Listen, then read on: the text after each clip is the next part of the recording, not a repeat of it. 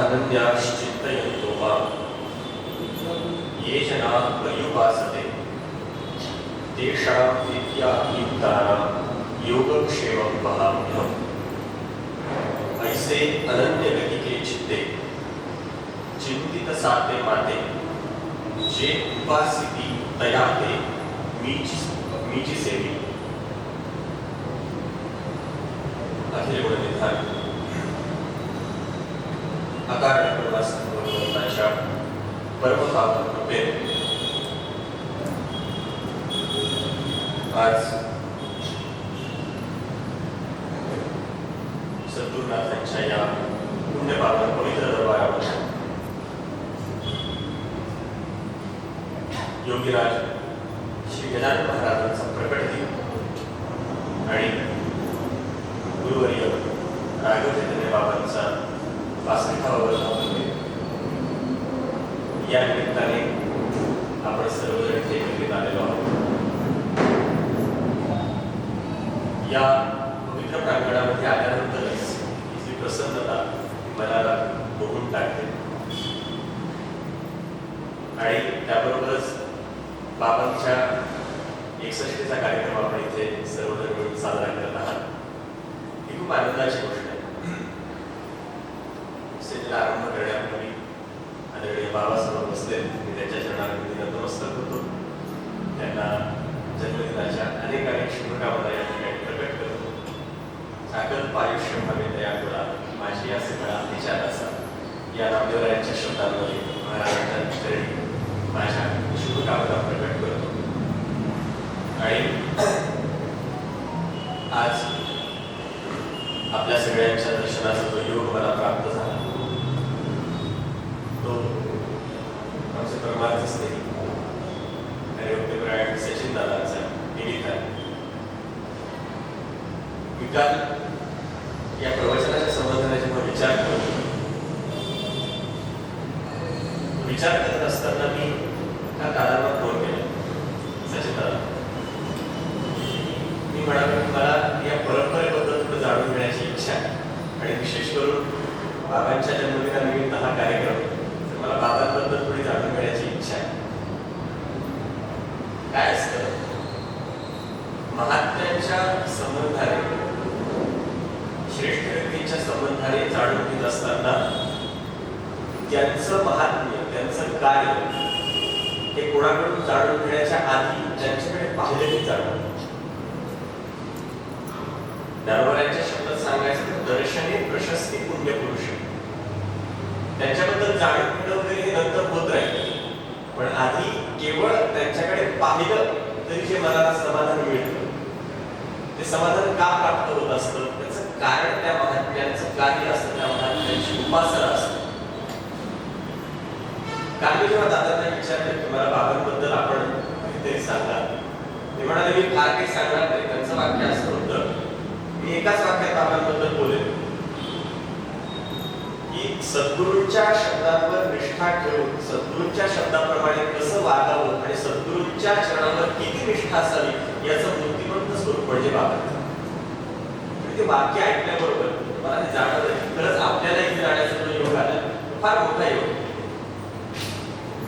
आणि मगाशी इथे पोहोचल्यानंतरच या जागेची प्रसन्नता, इथे सद्गुरूंची जी आपण सर्वजण मिळून सेवा करतात, त्यांच्या शब्दावर जो विश्वास आपला आहे, या सगळ्यांचं प्रतीक काय असतं तर या जागेतली प्रसन्नता आणि प्रसन्नतेच्या बरोबरीने भगवंताचं जे अधिष्ठान या ठिकाणी आहे त्या भगवंताच्या चेहऱ्यावरची प्रसन्नता ही साधकांच्या उपासनेमुळे वाढत असते.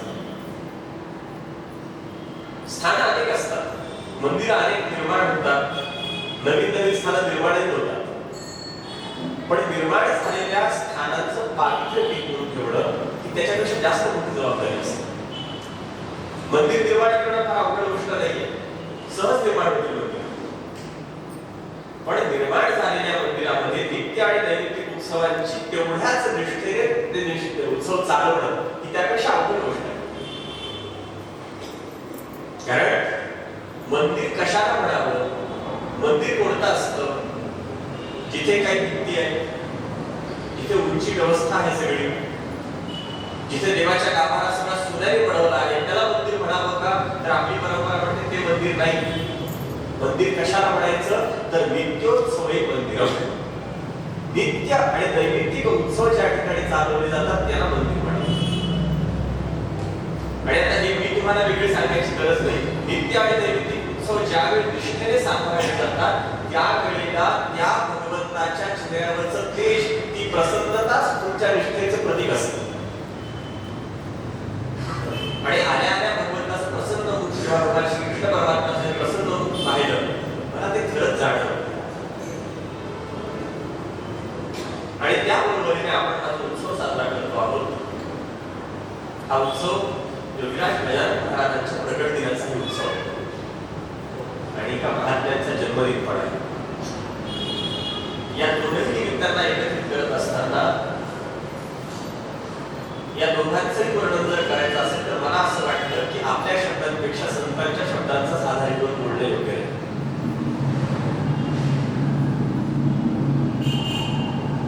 कारण आताच इथे बसण्यापूर्वी जेव्हा आदरणीय बाबांशी दोन शब्द बोलत होतो त्याच वेळी बोलण्यामध्ये हाच विषय बाबा म्हणाले की आपण महाराष्ट्रातली माणसं खरंच भाग्यवान आहोत की आपल्याला संतांचं साहित्य प्राप्त झालं. ज्याप्रमाणे उत्तरेत गेल्यानंतर त्या उत्तरेतल्या भूमीला देवभूमी म्हटलं जातं त्याप्रमाणे महाराष्ट्र भूमी संत भूमी. अनेक संत या ठिकाणी आजपर्यंत निर्माण झाले आणि आजही आहेत. केवळ पूर्वी निर्माण झाले एवढंच नाही, आजही संत आहेत. कारण महात्म्यांचं असणं हे कशावर असतं? आपला समाज जेव्हा स्थिर असतो, शांत असतो आणि आपली आपली कामं व्यवस्थितपणे करू शकतो याच्या मागे आपण नसतो बरं का. आपल्याला असं वाटतं की आम्ही चांगले वागतो, आम्ही चांगलं आचरण करतो म्हणून समाज स्थिर आहे, असं नसतं.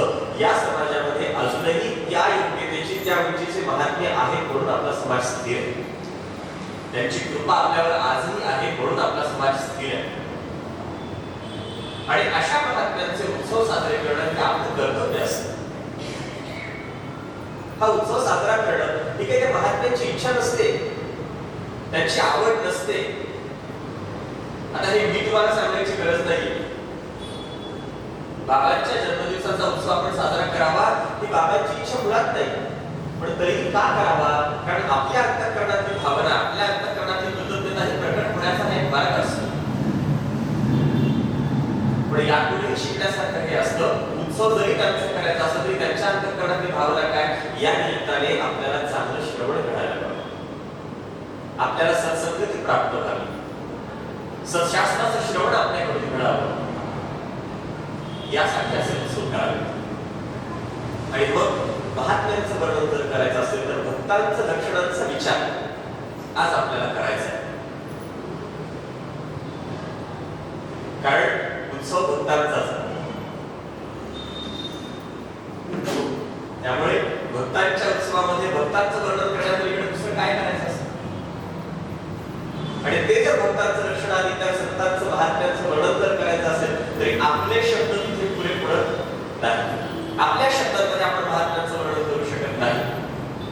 मग महात्म्याचं वर्णन करायला आपल्याला जर आपले शब्द अपुरे पडत असतील तर अशा वेळी संतांकडून त्यांचे शब्द उचले घ्यावे लागतात.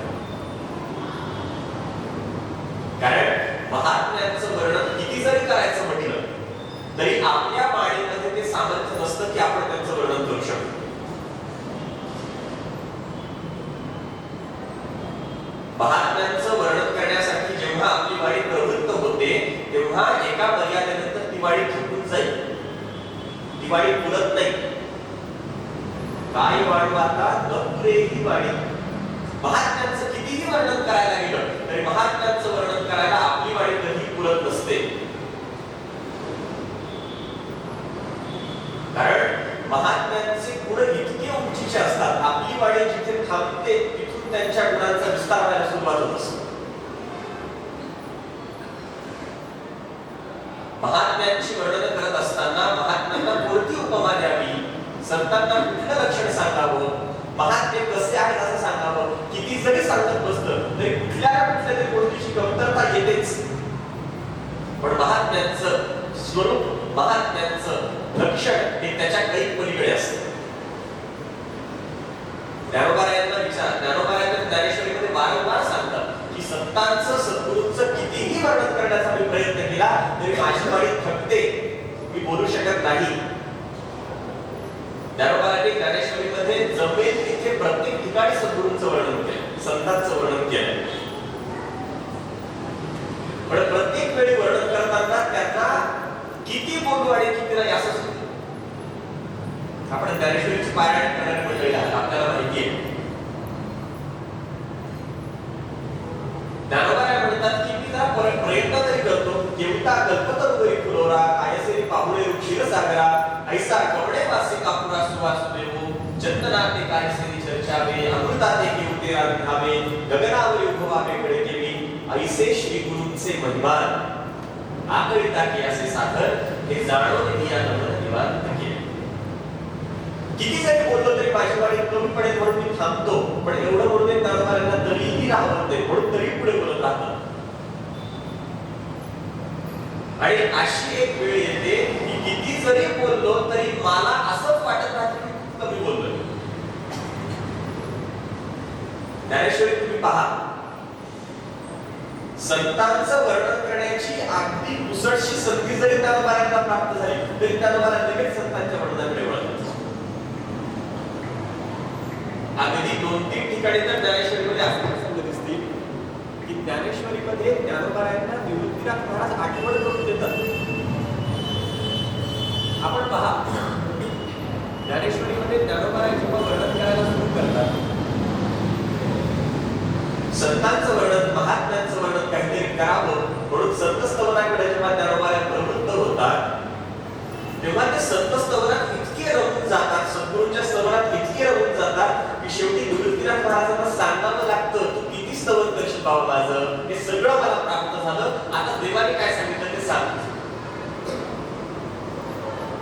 निवृत्तीनाथ महाराज काही वेळ बोलले ज्ञानेश्वरीमध्ये, तू संतस्तवनी रतसी कथेची सेन करीसी. अरे बाबा तू माझं किती वर्णन करशील, हे आघवेची आम्हाला पावले, बस हे सगळं आम्हाला प्राप्त झालं, आता देवाने काय सांगितलं ते आम्हाला सांग. म्हणजे ज्ञानोबारायांना संतांचं, महात्म्यांचं किती वर्णन करू आणि किती नाही असं होतं. ही अवस्था फक्त ज्ञानोबारायांची नाही बरं का. आमचे सद्गुरू श्री महाराज नेहमी सांगत असतात की आपल्याला वाटतं भगवद्गीता देवाने अर्जुनाला उपदेश करण्यासाठी सांगितली आहे, पण खरं पाहिलं तर भगवद्गीतेत अर्जुनाला उपदेशासाठी ज्ञानेश्वरी सांगितली नाही, देवाला संतांचं वर्णन करण्याची इच्छा होती, ती इच्छा भागवण्यासाठी ज्ञानेश्वरी भगवद्गीता सांगितली. आणि याचा जर आपण विचार केला तर यातली एक गोष्ट आपल्याला लक्षात येते की महात्म्यांचं स्तवन, महात्म्यांचं वर्णन आणि महात्म्यांचं लक्षण हे खूप मोठं आहे. हे अनेक ठिकाणी आपण पाहिलंय, ऐकलंय. कुठल्याही संतांचा विचार करा, कुठल्याही संतांच्या साहित्याचा आपण विचार करा, त्यांनी संतांचं वर्णन हे खूप प्रामुख्याने केलं. ज्ञानेश्वरीचा जर आपण विचार केला तर ज्ञानेश्वरी तर केलेला आपण बोलतो आहोतच, तुकोबारायांची गाथा उघडून पहा, नाथ महाराजांचं भागवत उघडून पहा, ठिकठिकाणी सद्गुरूंचं वर्णन केलेलं, संतांचं वर्णन केलेलं. संतांच्या वर्णनाची छोटी संधी जरी प्राप्त झाली तरी लगेच ती संधी उचलतात आणि संतांचं वर्णन महात्मे करतात. आणि अशाच महात्म्यांचं, अशाच संतांचं वर्णन या निमित्ताने करावं म्हणून आज आपण प्रवृत्त झालेलो आहोत. आता महात्म्यांचं रक्षण करायचं, महात्म्यांचं वर्णन करायचं, हे जर करायचं असेल तर आपला जो आजचा प्रवचनाचा विषय आहे त्या विषयामध्ये आपण म्हटलंय संतांची किंवा भक्तांची लक्षणे. लक्षण करणं कशासाठी गरजेचं असतं? एखादी गोष्ट जर आपल्याला जाणून घ्यायची असेल, एखाद्या गोष्टीचं जर ज्ञान आपल्याला प्राप्त करून घ्यायचं असेल तर त्यासाठी त्या ठिकाणाचं किंवा त्या वस्तूचं लक्षण आधी लक्षात येणं महत्वाचं असतं. एखादी गोष्ट जर आपल्याला परिपूर्णपणे ती गोष्ट कळावी, त्या गोष्टीचं व्यवस्थितपणे ज्ञान आपल्याला व्हावं असं जर वाटत असेल तर सगळ्यात आधी त्या गोष्टीचं लक्षण समजलं पाहिजे. म्हणजे एक साधं उदाहरण जर आपण पाहिलं तर हे फूल आहे. मला जर फूल या गोष्टीचं जर ज्ञान नसेल तर नुसतं फूल असं म्हटल्याने त्याचं ज्ञान होत नाही. ते फूल कसं हे सांगावं लागतं, त्या फुलाचा आकार काय आहे हे सांगावं लागतं, या फुलाचा रंग काय आहे हे सांगावं लागतं, या फुलाचा ऋतू कोणता हे सांगावं लागतं, या फुलाचा सुवास कसा आहे हे दाखवावं लागतं. हे सगळं जेव्हा कळतं तेव्हा एकंदरीत फूल कसं आहे हे कळतं. म्हणजे काय केलं, नुसतं फूल हे शब्द, हा शब्द उच्चारल्याबरोबर फुलाचं ज्ञान होत नाही. यासाठी या फुलाच्या काही लक्षणांचा विचार करावा. अगदी हे फुलाच्या बाबतीत आहे असं नाही, जगातली कुठलीही गोष्ट घ्या, कोणतीही गोष्ट घ्या, यासाठी एक संस्कृतामध्ये विधान ते असं आहे, नही प्रतिज्ञा मात्रेण वस्तुसिद्धी अपितु लक्षण प्रमाणाभ्याम वस्तुसिद्धी. पुन्हा एकदा सांगा, नही प्रतिज्ञा मात्रेण वस्तुसिद्धी अपितु लक्षण प्रमाणाभ्याम वस्तुसिद्धी. एखादी गोष्ट जर आपल्याला जाणून घ्यायची असेल, एखाद्या गोष्टीचं जर सविस्तर संपूर्ण ज्ञान आपल्याला प्राप्त व्हावं असं जर वाटत असेल तर ती गोष्ट लक्षणांनी जाणून घ्यावी लागते. लक्षण म्हणजे काय तर काही नाही, आता त्याच्या खाली खोलात जात नाही लक्षण या विषयाच्या. मात्र ती गोष्ट कशी आहे याचं परिपूर्ण ज्ञान वेगवेगळ्या अंगांनी सांगणं याला लक्षण म्हणतात. सोपी गोष्ट आहे, सोप्या भाषेत. मी जसं आता तुम्हाला म्हणालो की फूल या गोष्टीबद्दल जर मला जाणून घ्यायचं असेल तर त्या फुलाचा रंग कोणता, त्या हे फूल सुवासिक आहे का याला वासच नाहीये, अशी पण फुलं बरीच असतात म्हणजे लगेच वास नसतो. या फुलाचा ऋतू कोणता, या फुलाचा आकार कसा आहे, ही झाली लक्षण. लक्षणांमुळे काय झालं तर ती गोष्ट आपल्याला परिपूर्णपणे कळाली, त्या गोष्टीचं आपल्याला परिपूर्णपणे ज्ञान होतं. मग असं जर असेल तर महात्म्यांची आवश्यकता आपल्या जीवनात फार म्हणण्यापेक्षा महात्म्यांच्या शिवाय आपण जीवन जगूच शकत नाही. संतांच्या शिवाय जगण्याची कल्पनाही करता येत नाही. असं म्हणलं तर वावगे ठरणार नाही. मानवी जीवन पुढे महात्मे बरोबर शून्य. आपल्या जीवनातून संतांचं स्थान, आपल्या जीवनातून सद्गुरूंचं स्थान जर वजा केलं तर खाली काहीही उरणार नाही, शून्य उरेल हाताला, शून्य. सद्गुरूंचं स्थान हे जीवनात काय महत्वाचं असतं, संतांचं स्थान हे मानवी जीवनात खूप गरजेचं असतं. अहो आपल्याला काही जरी जाणून घ्यायचं असेल तरी संत आणि सद्गुरूशिवाय जाणून घेता येत नाही. संताविणे प्राप्ती नाही ऐसे वेद देते ग्वाही, नाथकारात सांगतात. संतांच्या शिवाय भगवतपदाची प्राप्ती तर दूर दूरपर्यंत शक्य नाही. कशी शक्य आहे? आपल्याला एखाद्या मार्गाने जर जायचं असेल, एखाद्या रस्त्याने जर चालायचं असेल तर त्या रस्त्यावर चालण्यासाठी त्या रस्त्याला आधी चालू केलेला कोणीतरी मार्गदर्शक लागतो, त्याच्याशिवाय जाता येत नाही. विचार करा, एखादं नवीन गाव आहे, त्या नवीन गावाला जाण्याचा रस्ता आपल्याला माहित नाही, तिकडे जायचंय. मग आपण काय करतो, या गावाला आधी कोणीतरी जाऊन आलेल्या कोणाकडे विचारतो किंवा तिथे आसपास राहणाऱ्यांना वाट विचारतो.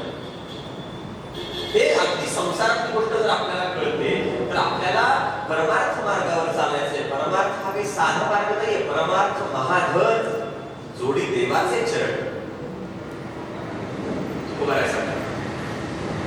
परमार्थ हे महाधन आहे आणि असं महाधन जर प्राप्त करून घ्यायचं असेल तर या धनाची प्राप्ती करून घेतलेल्या कुणातरी त्याला विचारावं लागेल की नाही. स्वतः किती जरी शहाणा असेल, किती जरी मोठा झालेला असेल तरी स्वतःहून आपल्याला भगवतपदाची प्राप्ती करून घेणं शक्यच नाही. तुम्ही कोणत्याही संप्रदायाचे असाल, तुम्ही कुठल्याही मार्गाने अनुक्रमण करणारे असाल, कुठल्याही वाटेने जा, संतांशिवाय पर्यायच नाही. आमचे महाराज एक वाक्य फार सुंदर सांगत असतात. महाराज म्हणतात या जगामध्ये वेगवेगळे संप्रदाय निर्माण झाले. कोणत्या संप्रदायाने देव मानला, कोणी नाही मानला. बरेच देवाला न मानणारे अनेक संप्रदाय. देवाला तुम्ही नाकारू शकता पण संतांना नाकारणारा एकही संप्रदाय या जगाच्या पाठीवर नाही. कुणी असो, अगदी नास्तिकवादी किंवा वेदांना अप्रमाण म्हणणाऱ्या बौद्धांचा जरी विचार केला तरी महात्म्याच्या जागी तरी गौतम बुद्धांना स्वीकारलंच आहे. त्यांचं स्थान नाकारू शकतच नाही. थोडक्यात काय तर महात्म्यांच्या शिवाय, संतांच्या शिवाय कुठल्याही मार्गामध्ये गती नसते. संतांचं स्थान फार उच्च आहे, सद्गुरूंचं स्थान फार उच्च आहे. आपल्याला आपल्या जीवनाची किती कर्तव्यता कुठे आहे हे मुळात कळत नसते. भक्ती ज्यांना कळते अशांच्या चरणाजवळ गेल्याशिवाय ते कळत नाही. त्यामुळे त्यांच्या चरणाजवळ जावं लागतं, त्यांच्या पायावर नतमस्तक व्हावं लागतं.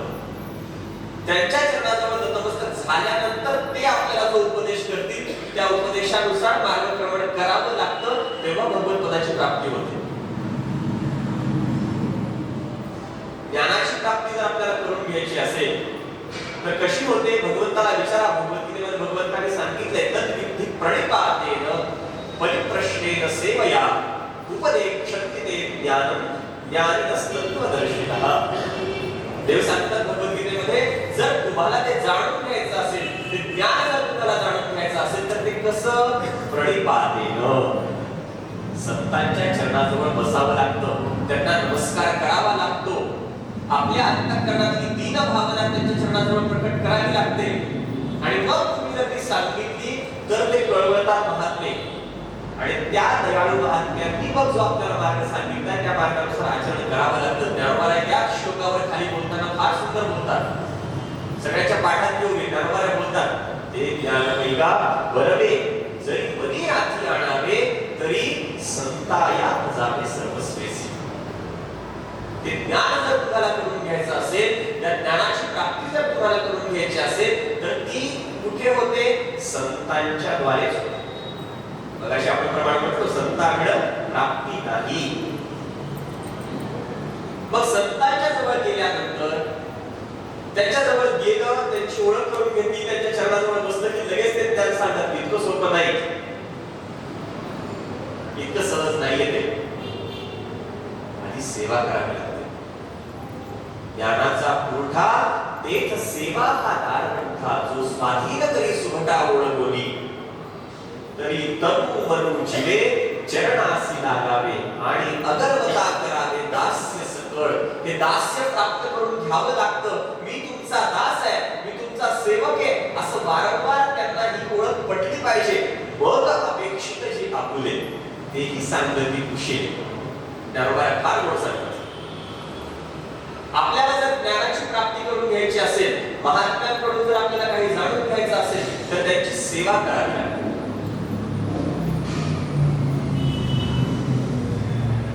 अहो संतांचं सद्गुरूंची सेवा ही इतकी श्रेष्ठ आहे, इतकी वरिष्ठ आहे की ही तुम्ही आम्ही करूया नवल नाही. भगवंत सुद्धा हीच सेवा करतात.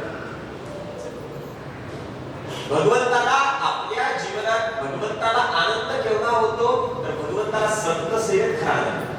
तुका म्हणे संत सेवा हेची देवा उत्तम. भगवंताला हे काय आवडतं? संतांची सेवाच आवडते बरं का. देवाला त्याची सेवा करणाऱ्या भक्तांपेक्षा त्याच्या भक्तांची सेवा करणारे भक्त जास्त आवडतात. का संतांची सेवा करायची? का या ठिकाणी यायचं? का साधू बाबा महाराजांच्या चरणाशी बसायचं?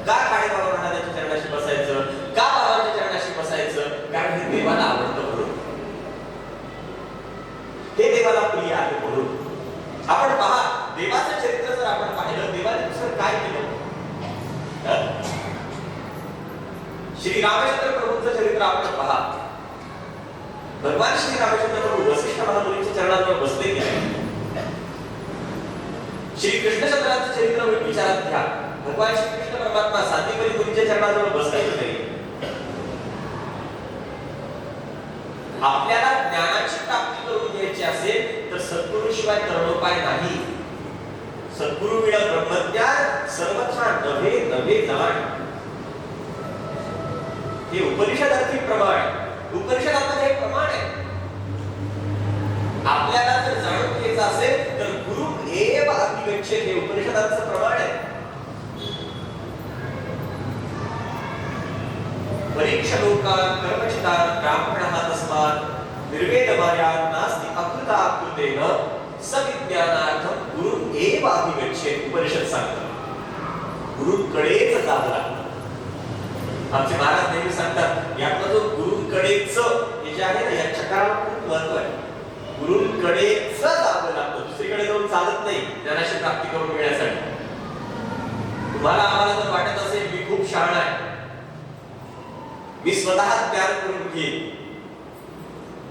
मला तेवढं कळतं असतात बरेच असतात त्यांना वाटतं माझ्यासारखा शहाणा दुसऱ्या जगात कोणी नाही.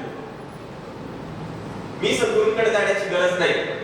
मी स्वतः ग्रंथ पारायण करेन, मी स्वतः ग्रंथांचं वाचन करेन आणि मी ब्रह्मज्ञान प्राप्त करून घेईन असं एखाद्याला वाटतं. अभ्यासाने त्या ग्रंथाची कृपा प्राप्त होईल, नवल नाही, नक्कीच होईल, पण ब्रह्मज्ञानाची प्राप्ती होत नाही. ती सद्गुरूशिवाय होणं शक्यच नाही. अगदी गंमत म्हणून जर एक प्रसंग बघायचा असेल तर श्री रामचंद्र प्रभू वसिष्ठ महामुनीच्या चरणाजवळ बसले. योग वासिष्ठात आलेला प्रसंग. भगवान श्री रामचंद्र प्रभू वसिष्ठ महामुनीच्या चरणाजवळ बसले आणि आपल्या अंतःकरणातले वेगवेगळे प्रश्न विचारू लागले. आणि हे प्रश्न विचारत असताना त्यांनी एक खूप महत्त्वाचा प्रश्न विचारला. लक्ष देऊ नये. रामचंद्र कोण विचारताय? रामचंद्र प्रभू. आणि कोणाला विचारताय? वसिष्ठ महामुनीला विचारताय. रामचंद्र प्रभू प्रश्न विचारताय हे महामुनी हे ब्रह्म म्हणजे काय मला सांगावं जरा, मला हे कळत नाही. कोण विचारताय? जे साक्षात पूर्ण ब्रह्म आहे. रामचंद्र प्रभू हे सगुण ब्रह्म आहे, पूर्ण ब्रह्म परमात्मा आहे आणि तो विचारतोय हे ब्रह्म म्हणजे काय. पुढे वसिष्ठांनी काय उत्तर दिलं तो वेगळा विषय. मला सांगायचा मुद्दा इथंच आहे. मला इतकंच यातून आपल्याला दाखवून द्यायचंय की ब्रह्मज्ञानाची प्राप्ती सर्वसामान्यांना सद्गुरूशिवाय होत नाही, यात नवल नाही. स्वतः परब्रह्माला सुद्धा ब्रह्मज्ञानाची जर प्राप्ती करायची असेल तर सद्गुरूंकडे जावं लागतं. तुम्ही कितीही हुशार असा, अगदीच तुकोबारायांच्या भाषेत बोलायचं तर होका पंडित शहाणा. तुम्ही किती दीड शहाणे असता, कारण सद्गुरूंकडे जात नसेल तर तो शहाणा देतो, दीड शहाणाच म्हणाला पाहिजे.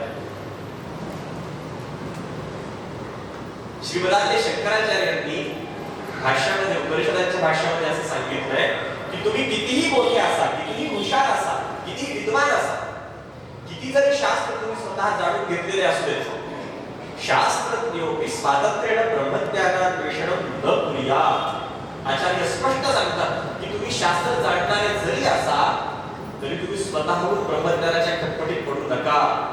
गुरुं एव अभिगच्छेत्. गुरुंकडेच जा. गुरुशिवाय पर्याय नाही. गुरुशिवाय कुठल्याही मार्गामध्ये पर्याय नसतो. आणि असे जे महात्मे असतात अशा महात्म्यांचं आपल्या जीवनातलं स्थान हे खूप मोठं असतं. मी मगाशी म्हणालो त्याप्रमाणे आपल्या जीवनामधलं महात्म्यांचं संतांचं स्थान जर वजा केलं तर हातात काही शिल्लक राहणार नाही. इतकं मोठं स्थान महात्म्यांचं आहे, इतकं मोठं स्थान संतांचं आहे आपल्या जीवनामध्ये. मग असे संत जर आपल्या जीवनामध्ये आपल्याला आपलेसे करून घ्यायचे असतील, अशा संतांची शरणागती जर आपल्याला करायची असेल, अशा संतांच्या चरणाजवळ जर आपल्याला बसायचं असेल तर असे महात्मे कसे असतात यांच्या काही लक्षणांचा विचार करायला पाहिजे. कारण आज संत, साधू, महात्मा असे मिळवून घेणारे खूप आहेत. पण यातले खरे संत खरे साधू कोण हे ओळखता येत नाही का दुर्दैव आहे. खरं तर खरे संत आणि खरे साधू हे म्हणण्याची वेळ यायला नकोय, पण दुर्दैव आहे आज आपल्या समाजाचं की आज संत हे आपलं आजचं नाही, हे आधीपासून आहे. अंगावर वाघाचं कातडं पांघरणारे गाढव बरेच आहेत. काय बोलावा, समाजाला काहीतरी सांगून फसवणाऱ्या लोकांची संख्या कमी आहे का या समाजामध्ये? भरपूर आहे. हे आज नाही, आधीपासून आहे. अहो जगद्गुरु तुकोबाराय जेव्हा या भूतलावर होते त्यावेळेस स्वतःला साधू साधू संत संत म्हणून मिळाले कमी होते का? भरपूर होते. समाज त्यांची मागे लागलाच होता. तेव्हा तुकोबारायांना खऱ्या साधूंची खऱ्या संतांची लक्षणं सांगावी लागली. नुसती बाह्य रंगावरून बहिरंग लक्षणांवरून संतांना ओळखायचं नसतं. बहिरंग लक्षणांची गरज असते, नाही असं नाही, पण केवळ खूप चांगले उंची कपडे घातले, अगदी मोठा तिलक लावला, भरपूर शिष्यांचा समुदाय एकत्रित केला, मोठा ऐश्वर्य एकत्रित केलं, खूप पैसा खूप संपत्ती दाखवली म्हणजे तो महात्मा मोठा झाला असं नसतं. आपली परंपरा अशांना महात्मा म्हणायला तयार नाही. साधू हा अंतरंग लक्षणांवरून ओळखायचा असतो, बहिरंग लक्षणांवरून ओळखायचा नसतो.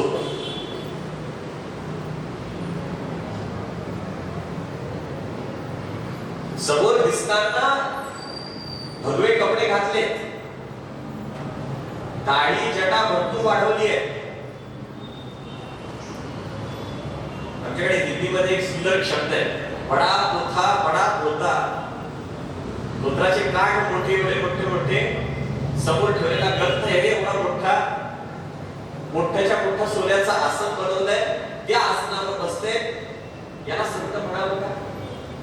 आणि अंतःकरणात ते कामक्रोधाधिक विकार जर संपलेले नसतील त्याला साधू म्हणावं का? याला म्हणू नये साधू. मुक्ताबाई मला सांगतात अशाला साधू म्हणायचं नसतं. साधूंची अंतरंग लक्षणं कुठली आहेत ती कळली पाहिजे. आणि अशाच अंतरंग लक्षणांचा विचार भगवंताने भगवद्गीतेत ठिकठिकाणी केला.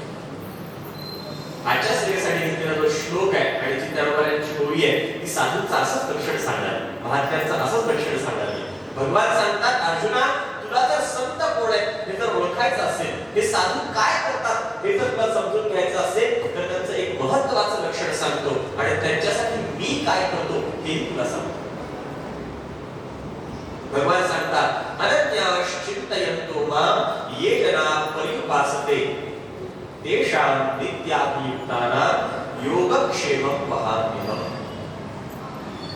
सगळ्यात पहिलं आणि सगळ्यात महत्त्वाचं संतांचं लक्षण सांगितलंय. देव म्हणतात अर्जुना, हे जे संत असतात हे संत अनन्य असतात. भक्त भक्त कोणाला म्हणावं? जो भगवंताच्या चरणाजवळ अनन्य आहे त्याला भक्त म्हणायचं. अनन्य शब्दाचा अर्थ काय? तर अंतःकरणाला देव सोडून दुसरा विषय त्याचा स्पर्शही करत नाही. भगवंताच्या संबंधाने त्यांच्या अंतःकरणात एकविधतेचा भाव आहे, ते अनन्य भक्त असतात. भगवंताला दुसरे कुठले भक्त आवडतील ना आवडतील हे नंतरचा भाग. भगवंताला अनन्य भक्त सगळ्यात आधी आवडतात, सगळ्यात आधी.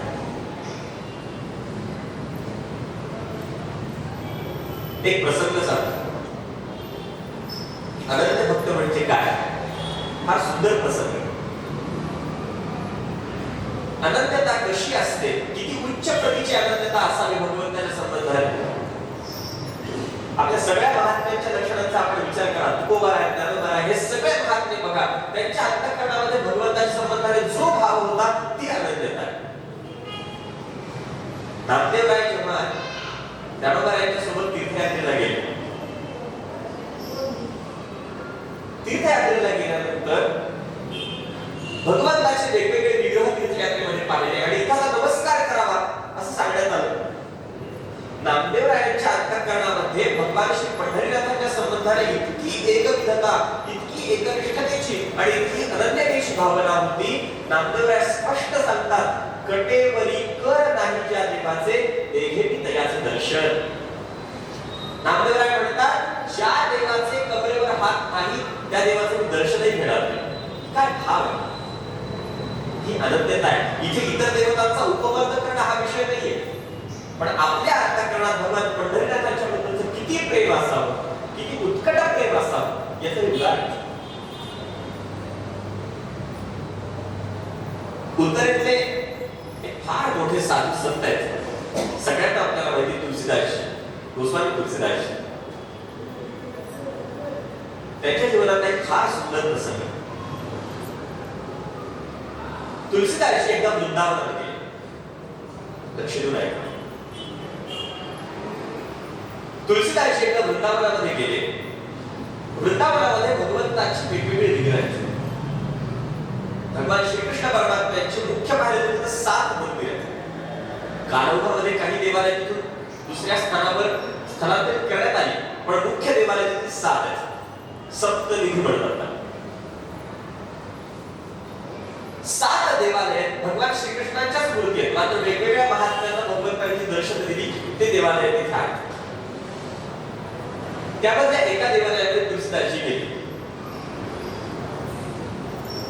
समोर पाहिलं भगवंताच्या त्रिभंगी देहुडा ठाण मांडवली माये कल्पद्रुमातळे वेणू वाजणी तो आहे. देहुडा आचरणी वाजणी तो वेणू गोपिका रडू स्वामी माझा. हे सुंदर ध्यान पाहिलं भगवंताचं. हातात बासरी भगवंताने घेतली आहे. असा सुंदर विग्रह पाहिला. तुलसीदासजी देवाकडे डोळे भरून पाहतायत. त्यांना खूप आनंद वाटला. नमस्कार करावा ही भावना अंतःकरणात प्रकट झाली. तेवढ्यात त्या मंदिरात कुणीतरी एक दुसरे महात्मे आले आणि तुलसीदासजी भगवान श्री कृष्णचंद्रांच्या चरणावर नतमस्तक होणार. तेवढ्यात ते म्हणाले, का हो, तुम्ही तर रामाचे भक्त ना, तुम्ही तर रामाचे भक्त आहात, तुम्ही कृष्णाच्या पाया कसे काय पडता? तुलसीदासजी हसले. तुलसीदासजींच्या अंतःकरणात ही भावना प्रकट झाली की माझ्या अंतःकरणात भगवान श्री रामचंद्रांच्या बरोबर संबंधाने जो भाव आहे तोच भगवान श्री कृष्णांच्या संबंधाने. माझ्यासाठी राम आणि कृष्ण कोणी वेगळे नाहीये. पण आता यांनी मला हा प्रश्न विचारलाय तर मी देवाला विनंती करेनच. आणि तुलसीदासजींच्या मुखातून शब्द बाहेर पडले, देवा फार गोड दिसताय आज. काय सुंदर ही बासरी हातात घेतलीये, काय सुंदर काठी तुमच्या हातात आहे, काय सुंदर घोंगडी पांघरली आहे, काय दिसताय तुम्ही सुंदर. सगळं मान्य आहे देवा, दिसताय फार गोड, पण एक बोलू का? कोण म्हणतंय? तुलसीदासजी. ऐका ना, तुलसीदासजी देवाला बोलताय, देवा दिसताय फार गोड, पण एक विचार माझ्या मनात जो प्रकट झालाय तो तुम्हाला सांगतो. मी तुमच्या चरणावर नतमस्तक व्हावं जर तुम्हाला वाटत असेल. तुलसीदासजी बोलताय, तुलसी मस्तक तब नवे जब धनुष्यबाण हात. देवा मी तुमच्या चरणावर नतमस्तक व्हावं असं जर तुम्हाला वाटत असेल तर ही बासरी बाजूला ठेवा, ती काठी बाजूला ठेवा, ती घोंगडी थोडा वेळ काढून ठेवा आणि हातात धनुष्यबाण घ्या. मी तुमच्या चरणावर नक्की नतमस्तक होईल. आणि वृंदावनात हा प्रसंग अजूनही सांगितला जातो. तुलसीदासजींची एकविधता, तुलसीदासजींची अनन्यता इतकी प्रबळ होती की भगवान श्रीकृष्ण परमात्म्याने रामरूपात त्यांना दर्शन दिले. कृष्ण भये रघुनाथ असं म्हणत. हे उत्तरेत घडलं. महाराष्ट्रात त्याहून वेगळं काही घडलेलं नाहीये. महाराष्ट्राचा प्रसंग सगळ्यांना माहिती आहे. समर्थ रामदास स्वामी पंढरपूरला गेले. सगळ्यांच्या माहितीचा प्रसंग.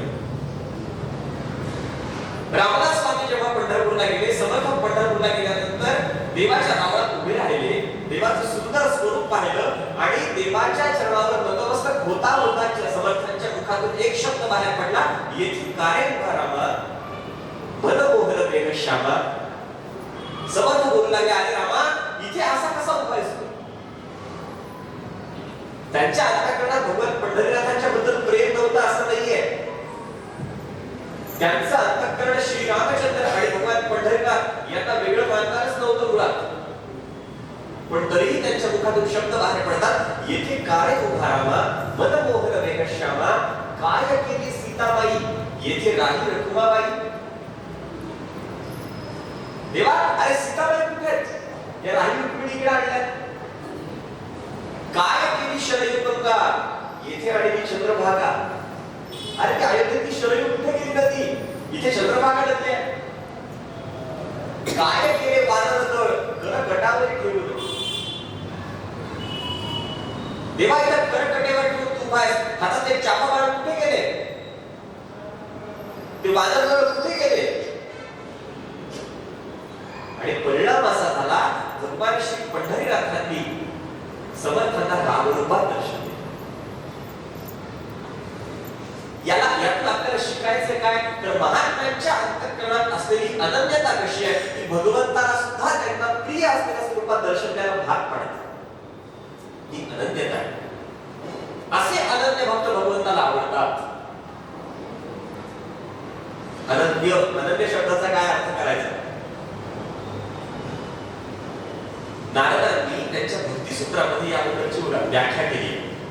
नारद म्हणतात अनन्यता म्हणजे काय तर अन्याश्रयाणां त्यागो अनन्यता. सोपी व्याख्या आहे. अनन्य सोपी व्याख्या आहे. सोप्या शब्दात अन्य विषयाबद्दलचा विचार अंतःकरणात जिथे शिवत नाही एकाच विषयाबद्दल जेव्हा मन केंद्रित राहतं त्याला अनन्यता म्हणतात.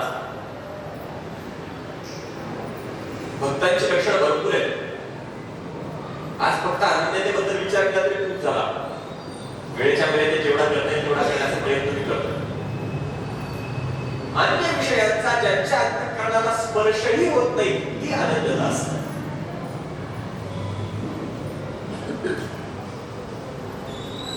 अजून एक प्रसंग सांगतो.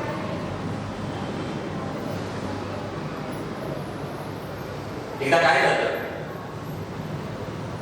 काही साधू महात्मे एकत्रित वृंदावनामध्ये परिक्रमा करत होते. वृंदावनाच्या वेगवेगळ्या परिक्रमा आहेत. 84 कोस परिक्रमा वेगळी, छोटी परिक्रमा वेगळी, त्यापेक्षा मोठी काही परिक्रमा आहे. अशा वेगवेगळ्या प्रकारच्या परिक्रमा आहेत. तर त्यांची परिक्रमा चालू. आता ही परिक्रमा काही एका दिवसात पूर्ण होणारी नाही. रोज सकाळी उठायचं, भगवंताचं नामसंकीर्तन करत करत करत करत परिक्रमा करायची, भगवंताच्या स्थानाची दर्शने घ्यायची आणि ज्या ठिकाणी दिवस मावळेल तिथे थांबायचं. वारीत जसं असतं तसंच अशी त्या महात्म्यांची परिक्रमा चालू होती. परिक्रमेचा त्याचा नियम काय तर दिवसभर भगवंताच्या स्थानाची दर्शने घेत परिक्रमा करायची आणि संध्याकाळच्या वेळी जिथे थांबेल तिथे आपले त्यांचे तंबू लावायचे आणि संध्याकाळी तिथे थांबलं की त्यांचे जे गुरु होते त्या पूर्ण परिवारातले त्यांचं प्रवचन असायचं, सत्संग असायचा, काही प्रश्नोत्तरी असेल, जे काही असेल ते असेल ते प्रवचन असायचं आणि नंतर प्रसाद घेऊन सगळे विश्राम करायचे. झालं असं की यांची परिक्रमा चालू असताना, मार्गक्रमण चालू असताना गोकुळाच्या बाहेर ते आले. गोकुळाचं दर्शन घेतलं आणि गोकुळाच्या पुढे निघाले आणि दिवस मावळल्यामुळे गोकुळ गावाच्या बाहेरच त्यांचा मुक्काम पडला. ऐका, गोकुळाच्या बाहेर त्यांचा मुक्काम पडला. तिथे त्यांचा दरबार होता. ते जे महात्मे होते ते मुख्य आसनावर मध्यभागी बसलेले. सगळे त्यांचे शिष्य परिवार बाजूने बसलेला आहे. कुणी काही आध्यात्मिक शंका विचारत नाही. त्या शंकांचं समाधान ते महाराज करत होते. आणि हे सगळा हा सत्संग चालू असताना त्या गोकुळ गावामधला एक गोपाळ मथुरेतून गोकुळात चालला होता. काय दिवसभर त्यांनी काय दही दूध वगैरे विकला असेल आणि दही दूध विकून जे काही पैसे प्राप्त झाले त्या पैशातून त्यांनी काही धान्य खरेदी केलं घरी लागणार आणि त्या धान्याचा पोत डोक्यावर घेऊन तो चालला होता. जाता जाता त्याने पाहिलं कुणीतरी महात्मे काहीतरी सत्संग चालू आहे.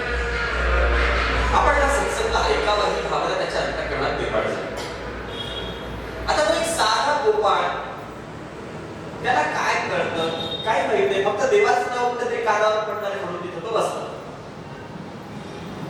बसल्यावर त्याने काय केलं, आपल्या डोक्यावरचं पोतं खाली ठेवलं. आता सामान्य शेतकरी हेच करतात, कुणी असू दे. जाता जाता तर आता हल्ली कुठे पोते डोक्यावर घेऊन यायची वेळ येत नाही म्हणा, पण जेव्हा अशी वेळ असायची आणि कुठं जर बसायचं असेल डोक्यावरचं पोतं खाली ठेवायचं, त्याच्यावर बसायचं. त्या गोपाळाने तेच केलं. आपल्या डोक्यावरचं पोतं खाली ठेवलं आणि त्या पोत्यावर तो गोपाळ बसला. त्या बिचाऱ्या गोपाळाच्या अंतःकरणात का आधी नव्हतं, पण झालं असं चुकून त्याच्या त्या पोत्याची जी उंची होती या महात्म्यांच्या आसनापेक्षा थोडी जास्त झाली. ऐका, त्या महात्म्यांच्या आसनापेक्षा थोडी उंच झाली आणि ही गोष्ट त्या महात्म्यांनी पाहिली आणि त्यांना त्याचा राग आला. खरं तर राग येण्याची काही गरज नव्हती, पण राग आला. माझ्यापेक्षा उच्च आसनावर हा बसण्याची हिंमत करतोच कसा? माझ्यापेक्षा उंच आसनावर बसतो, त्याच्याशी जरा बोललं पाहिजे, त्याला आपल्या ज्ञानाची पात्रता दाखवली पाहिजे, मी किती ज्ञानी आहे हे त्याला कळालं पाहिजे, जरा बोलूच की याच्याशी. असं म्हणून त्या महात्म्यांनी काय केलं, त्या गोपाळाला जवळ बोलवलं. इकडे म्हटल्यानंतर तो जरा घाबरला, जवळ गेला, नमस्कार केला आणि नमस्कार केल्यानंतर या महात्म्यांना इतका राग आला होता, त्याने विचारलं, कळत नाही तुला? माझ्यापेक्षा उंच आसनावर बसण्याची हिंमत करतोच कसा तू? अरे आम्ही एवढे ज्ञानी महात्म्य, तू कोण आहेस? तू कोण? हे बोलल्याबरोबर त्या गोपाळाने राग आला. तो गोपाळ रागवला, तो म्हटला, अरे माझ्या गावात आणि मलाच विचारतात तू कोण? माझ्या गावात येऊन मलाच विचारायचं तू कोण? तू कोण हे विचारल्याबरोबर त्या गोपाळाला इतका राग आला, त्याने विचारलं, तू कोण? विचारणार, तुम्ही कोण? पुढे विचारलं गोपाळाने, तू कोण? विचारणार, तुम्ही कोण मला सांगा. तुम्ही कोण मला सांगा म्हटल्याबरोबर त्या महात्म्यांना आधीच राग आलेला, तो राग अजून वाढला. त्यांना वाटलं आता काहीतरी थोडे अवघड शब्द उच्चारून याची वाणी गप्प करावी. ते म्हणाले, अरे आम्ही भगवान श्रीकृष्णाचे अनन्य भक्त आहोत, अनन्य आहोत आम्ही, अनन्य. मी का सांगतोय हा दृष्टांत? अनन्य या शब्दाबद्दल विचार करायचा आपल्याला. त्या गोपाळाने विचारलं, तुम्ही कोण? ते महात्मे म्हणाले, आम्ही अनन्य आहोत, अनन्य. तू सांग तू कोण आहेस? तो गोपाळ हसतो, तो म्हणाला, तुम्ही अनन्य तर मी खनन्य. तुम्ही अनन्य, मी खनन्य. खनन्य? त्या महात्म्यांनी अजून राग आला. ते म्हणले, अरे खनन्य या शब्दाला काही अर्थ आहे का? खनन्य म्हणजे काय सांग. हा म्हणला, अनन्य म्हणजे काय सांगा. तुम्ही सांगा अनन्य म्हणजे काय, मग मी सांगतो खनन्य म्हणजे काय. ते महात्मे म्हणाले, अरे वेड्या, आम्ही अनन्य आहोत म्हणजे आम्ही भगवान श्रीकृष्ण परमात्मा सोडून दुसऱ्या देवतेची उपासना करत नाही.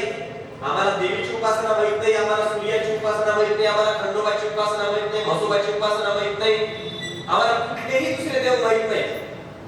550 देवांची नावं घेतली त्यांनी. आम्हाला रामाची उपासना माहित नाही, आम्ही फक्त श्रीकृष्णाची उपासना करतो. आम्ही देवीची उपासना करत नाही, सूर्याची उपासना करत नाही, गणपतीची उपासना करत नाही, कोणाची उपासना करत नाही. आम्ही कृष्णाची उपासना करतो, म्हणून आम्ही अनन्य आहोत. आता तू सांग खनन्य म्हणजे काय? तो म्हणाला, अहो भगवान श्रीकृष्ण सोडून इतर देवांची तुम्हाला नावं तरी माहिती आहेत, मला नाव सुद्धा माहिती आहेत, म्हणून मी खनन्य. आता सांगा खरी अनन्यता कोणती? इतर देवतांचा विचारही आपली भावना ज्या भगवंताच्या चरणाजवळ आहे ती भावनेची निष्ठा अशी आहे, एकविध आम्ही नधरू पालट. भक्तांची हीच तर भावना असते. भक्तांचं मुख्य लक्षण हेच आहे, त्यांची अनन्यता. दुसरा विचार नाही, एक गावे आम्ही विठोबाचे नाव आणि कापे काम नाही आम्हाला. दुसरं काय करणार नाही, आम्ही एका विठोबाचं नाव गाणार. भगवंताच्या एकनिष्ठ भक्तांचा जर विचार केला तर एकनिष्ठ भक्तांच्या यादीमध्ये सगळ्यात अग्रक्रम ज्या भक्ताचा लागला पाहिजे ते भक्त म्हणजे माता रुक्मिणी आहे.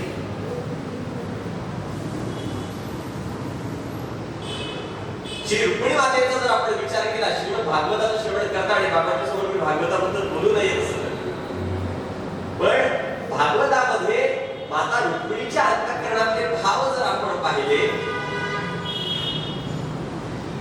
माता रुक्मिणीने भगवान श्रीकृष्ण परमात्म्यांना आधी पाहिलं नव्हतं, केवळ गुण ऐकले होते.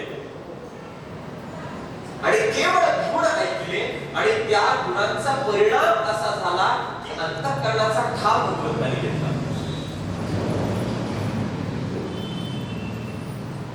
रुक्मिणी मातेने भगवान श्रीकृष्ण परमात्म्याला आधी पाहिलं नव्हतं. दरबारात आलेल्या महात्म्यांनी जेव्हा भगवान श्रीकृष्ण परमात्म्यांचे गुणवर्णन केले त्या भगवंताची गुण नुसती ऐकली आणि भगवंताच्या चरणाजवळ आपली चित्तवृत्ती स्थिर करून टाकली रुक्मिणी मातेने. काय अधिकार असेल विचार करा. उगीच भगवंताला त्या प्रिय झाल्या नाही, भगवंताने उगीच स्वीकार केलेला नाहीये, त्याचा तो अधिकार आहे. रुक्मिणी माता जेव्हा भगवंताला पत्र पाठवतात द्वारकेमध्ये, त्या पत्रातला पहिला श्लोक तुम्ही पहा भागवतात. रुक्मिणी माता म्हणतात, श्रुत्वा गुणान् भुवन सुंदर षड्वतान्ते निर्विश्य कर्ण विवरैः हरतोंगतापम् रूपं दृशां दृश्यमताम् अखिलात्लापम् त्वयि अच्युता विशति चित्तम् अपद्रवं मे. देवा, श्रुत्वा गुणान्, तुमचे गुण आम्ही फक्त ऐकले, पाहिलं नाहीये तुम्हाला अजून. तुम्ही कसे आहात? भुवन सुंदर आहात, या जगाला सौंदर्य देणारे तुम्ही आहात. आणि तुमचे गुण जेव्हा ऐकले, ते नुसते ऐकलेले गुणांनी काय झालं तर निर्विश्य कर्ण विवरैः, माझ्या कानातून ते गुण माझ्या हृदयामध्ये गेले, आतमध्ये गेले आणि त्यांनी माझ्या अंतःकरणातले त्रिविध ताप हरून टाकले. हरतोंगतापम्, गुणांचा परिणाम असा झाला. आणि त्यामुळे मी काय झालं तेव्हा तर त्वयि अच्युता विशति चित्तम् अपद्रवं मे, माझं जे चित्त आहे ना तेव्हा ते ज्या जगाची सगळी लाज सोडून तुझ्या जवळ आलं. रुक्मिणी माता बोलतात. हे का सांगतोय? रुक्मिणी मातेच्या अंतःकरणातला जो भाव आहे ना तो अनन्यतेचा भाव. ही अनन्यता तुकोबारायांनी हेरली. बघा, तुकोबारायांचं वाङ्मय हे अर्थात आपल्या बोलण्याच्या मर्यादेच्या पलीकडे आहे. हे सर्वार्थाने परिपूर्ण शब्द आहे, संतांचे शब्द आहे. तुकोबाराय जेव्हा म्हणतात, आम्ही अंतःकरणात कोणाला धरलंय? एक धरिला चित्ती आम्ही रखुमाईचा पती. तुकोबाराय काय बोलतात? एक धरिला चित्ती आम्ही रखुमाईचा पती. आणि रखुमाईचा पती एक जो आहे तो चित्तात धारण केला. या शब्दाचा थोडा बारकाईने विचार करा, आपण आपल्याला लक्षात येईल या तुकोबारायांना नेमकं काय अभिप्रेत असू शकतं.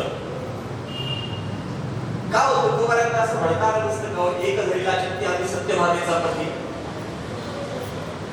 एक धरिला चित्ती आम्ही जांबुवतीचा पती म्हणता आलं असतं. ते काही त्या यमकात त्या अक्षरांमध्ये बरोबर बसलं असतं.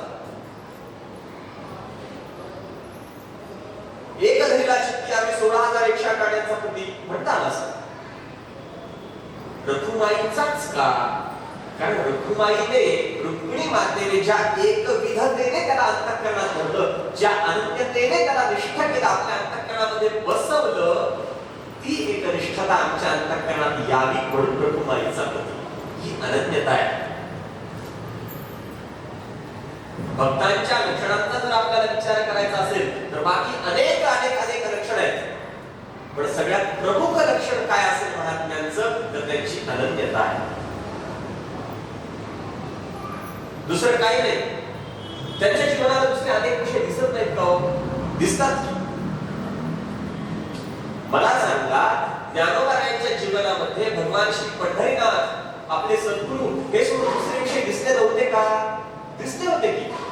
जसं आपल्याला जग दिसत होतं तसंच ज्ञानोबारायांना, तसंच तुकोबारायांना, तसंच सावकार महाराजांना, तसंच गोरोबा काकांना, तसंच चोखोबारायांना सगळ्यांना हे जग दिसतं की नाही. पण त्यांचं अंतःकरण या जगामध्ये रमून राहिलं नाही, ते भगवंताच्या चरणाजवळ गेलं म्हणून ते म्हणाले. आज आपल्यामध्ये आणि महात्म्यांमध्ये इथेच फरक पडतो. आपल्याला या जगातली आकर्षित करणारी एखादी वस्तू दिसली की आपलं मन त्या वस्तूकडे जातं, आपलं मन तिकडे लगेच वळतं, आपलं मन तिथेच रमतं. महात्म्यांचं मन त्या जगातल्या वस्तूत रमत नाही, त्यांचं मन भगवंताच्या चरणाजवळ रमत असतं.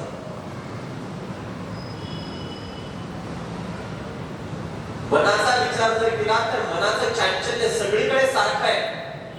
सगळ्यांच्या बाबतीत मन चंचल आहे. चंचलमपि मनः कृष्ण परमार्थी बलवत् दृढम् तस्याहं विग्रहं मध्ये वायोरिव दुष्करम. अर्जुन बोलतो भगवद्गीतेमध्ये की देवा हे मन फार चंचल आहे. तुकोबारायला विचार, तुकोबाराय म्हणतात बहुत चंचल चपळ जाता येता नलगे वेळ. इतकं चंचल, इतकं चंचल असलेलं मन एका ठिकाणी स्थिर करणं वाटतं तेवढं सोपं नाही. आपण म्हणतो संतांनी आपलं मन भगवंताच्या चरणाजवळ रद्द केलं, स्थिर केलं. आम्ही पण भगवंताला पाहतो, आमचं मन शांत का होत नाही? कारण आपण महात्म्यांच्या द्वारे भगवंताकडे जात नाही म्हणून. एवढंच कारण. मी मगाशी बोललो तोच विषय पुन्हा पुन्हा येऊ द्या. आपण स्वतःच्या बुद्धीने भगवंताकडे आपलं मन लावायला प्रयत्न करतो आणि महात्म्याच्या द्वारे आपण जात नाही. एकदा तुकोबारायांच्या चरणाजवळ प्रार्थना करा की माझ्या मनाला देवाच्या चरणाजवळ तुम्हीच स्थिर करा. एकदा आपल्या संपूर्ण ही प्रार्थना करा, माझं मन फार चंचल हो, हे मन शांत होत नाही, याला स्थिर करता येत नाही. जसं तुकोबारा भगवंतालाच प्रार्थना करतात, देवा माझे मन लागो तुझे चरण. तशी आपण तुकोबारांना प्रार्थना केली पाहिजे, तशी आपण ज्ञानोबारांना प्रार्थना केली पाहिजे की हे महात्मा, माझं हे जे मन आहे ना ते तुमच्या चरणाजवळ लागू द्या. माझं मन हे संसारात पडू देऊ नका. महात्मे आपल्याला उपदेश करतात, तो संसारातून बाहेर पडण्याचा उपदेश नसतो बरं का. संसारी असावे, असू द्या, असोनी नसा. महात्म्यांचं हेच तर मुख्य लक्षण आहे. महात्मे दिसताना आपल्याला सर्वसामान्य माणसांसारखे दिसतात. ते वर्तन दिसती देही, ज्ञानोबा सांगतात. ते कसे असतात? ते वर्तन दिसती देही, दिसताना तुमच्या आपल्यासारखे दिसतात, परी ते देही ना माझ्याचे. त्यांचे हात पाय आपल्यासारख्या संसारातली कामं करत नसतील, पण त्यांचं मन भगवंताकडे लागलेलं असतं. आणि हाच तर परमार्थ आहे की हो. याच्या पलीकडचा परमार्थ काय असतो मला सांगा? संसारात मन न गुंतवता परमार्थात मन लावणं आणि देहाने संसार करत राहणं, यालाच तर परमार्थ म्हणतात आपल्याकडे. कबीर महाराजांची एक फार सुंदर कथा आहे. एकदा काय झालं, एक साधक परमार्थाबद्दल त्याला जाणून घ्यायचं होतं आणि काही लोकांनी सांगितलं तू कबीर महाराजांच्या जवळ जा, ते तुला सांगतील परमार्थ परमार्थ म्हणजे काय. तो साधक शोधत शोधत शोधत शोधत कबीर महाराजांच्या घरी आला. विचारता कबीर महाराज कुठे आहेत? तिथल्या लोकांनी सांगितलं कबीर महाराज शेतात आहेत, पण काम करतात शेतात, तिकडे जा, तिकडे भेटतील तुम्हाला. तो साधक तिकडे गेला. तिथे पाहिलं तर कबीर महाराज त्यांचं काही रोप लावण्याचं काम चालू होतं. भाताची पेरणी लावणी जेव्हा करतात तर माझ्यापेक्षा जास्त तुम्हाला माहिती आहे. नंतर तो काही इकडून तो रोप काढावं लागतं, इकडे उठून लावावं लागतं, असं काही काम त्यांचं शेतात चालू होतं. कबीर महाराज शेतामध्ये काय करत होते तर एका ठिकाणी थांबलेले होते आणि थांबून तिथे वाकून इकडून रोप उपटायचं इकडे लावायचं, इकडून रोप उपटायचं इकडे लावायचं, हे त्यांचं काम शेतात चालू होतं. तो माणूस तिकडे गेला आणि विचारला की कबीर कबीर महाराज कोण आहे? तो तिथल्या माणसाने सांगितलं ते दूरवर दिसतायत का तुम्हाला? ते कबीर महाराज. तो जवळ गेला, नमस्कार केला आणि विचारला कबीर महाराज नमस्कार करतो, मला परमार्थाबद्दल जाणून घ्यायचंय. परमार्थ परमार्थ म्हणजे काय मला सांगा. पुढे विचारलं त्या माणसाने, कोणाला विचारलं? ऐकताय बघ सगळे. कबीर महाराजांना विचारलं परमार्थ म्हणजे काय मला सांगा. कबीर महाराजांनी एकदा वर पाहिलं आणि परत आपलं काम करत असत. त्याला वाटलं कदाचित कबीर महाराजांनी ऐकलं नाही, लक्ष नसेल. पुन्हा विचारलं महाराज मी फार बोलून आलोय, मला सांगा परमार्थ परमार्थ म्हणजे काय. कबीर महाराजांनी परत त्याच्याकडे पाहिलं, परत आपले काम करत आहे. त्याला वाटलं कदाचित वयोमानाने आता ऐकू येत नाही, कानाचा काहीतरी अडचण असेल. थोडं जोरात जवळ गेले विचारलं महाराज अहो मला परमार्थ परमार्थ सांगा. कबीर महाराज उठून उभे राहिले, म्हणाले मूर्खा अर्धा तास झालाय तू हे विचारतोयस आणि अर्धा तास झाले मी तुला सांगतोय परमार्थ म्हणजे काय, तुला कळालं नाही? तो म्हणला कधी सांगितलं? तुम्ही तरी खोटं बोलू नका. मगाचपासून मी एकटाच इथे बडबडतोय, तुमचं काम चालू आहे रोप लावण्याचं आणि तुम्ही मला सांगताय की अर्धा तासापासून सांगताय, कधी सांगितलं तुम्ही मला? कबीर महाराज म्हणाले आहे मूर्खा मी तुला अर्धा तासापासून दाखवून देतोय परमार्थ म्हणजे काय. परमार्थ या शब्दाचा एकच अर्थ आहे, इधर से उखाड़ना और उधर लगाना. तुम्हाला कळालं पण त्याला त्यामुळे कळालं काय सांगा असतात काही असे तरी त्याला कळालं नाही तरी म्हटलं मला कळालं नाही म्हणजे काय अहो रोग लावणं कुठे फार अर्थ असतो म्हणजे काय कबीर महाराज हसले आणि त्याला म्हणाले अरे बाळा परमार्थ या शब्दाचा एका वाक्यात अर्थ इतकाच आहे जे तुझं मन प्रपंचात गुंतलंय वो इधर से उखाड़ना और भगवत चरण में लगाना इसी को परमार्थ कहते हैं हाच तर परमार्थ भगवंताच्या चरणाजवळ मन लवकर लागत नाही त्यासाठी प्रयत्न करावे लागतात ते एकदा तिथे लागेपर्यंत प्रयत्न करावे लागतात हे मन इतकं खट्याळ आहे ना इतकं अवघड आहे इतकी ओढाळ काय आहे ही लवकर आवरता येत नाही अनेक डोळ्यांमधून ही प्रमाण आपण ऐकलेली आहेत सगळ्या गायींना एकत्रित करता येतं पण ही मलेरी नावाची काय स्थिर होत नाही गोपाळाने देवाला प्रार्थना केली होती देवा ती एक गाय काही एकत्रित येत नाही बाबा देव म्हणाले ती गाय आणल्याशिवाय काला येत नाही भगवंताने कृपा केली तेव्हा ती गाय येऊन स्थिर झाली आणि मग देवाने प्रसाद दिलेला आहे गायला ती गाय ते मन इतकं शांत होणं इतकं स्थिर होणं आणि त्या स्थिर झालेल्या मनातून भगवंताच्या अंतःकरणामध्ये निर्माण होणं ही अनन्यता ती प्रकट होणं इतकी सोपी गोष्ट नाहीये त्या मनाला जर शांत करायचं असेल तर त्याची प्रार्थना ही महात्म्यांनाच करावी लागते त्याची प्रार्थना सुद्धा भगवंतालाच करावी लागते आणि अशा अनन्य असलेल्या भक्तांचं ज्यांच्या चित्ताला दुसरा कुठलाही विषय नाहीये एक विषय तो सकळांचा हरी ही अनन्यतेची अवस्था जेव्हा त्या भक्ताच्या अंतःकरणात प्रकट होते तो भक्त जेव्हा अनन्यतेने भगवंताचं स्मरण करतो तेव्हा त्याचा परिणाम काय होतो तर त्या अनन्य भक्ताचा योगक्षेम भगवान चालतो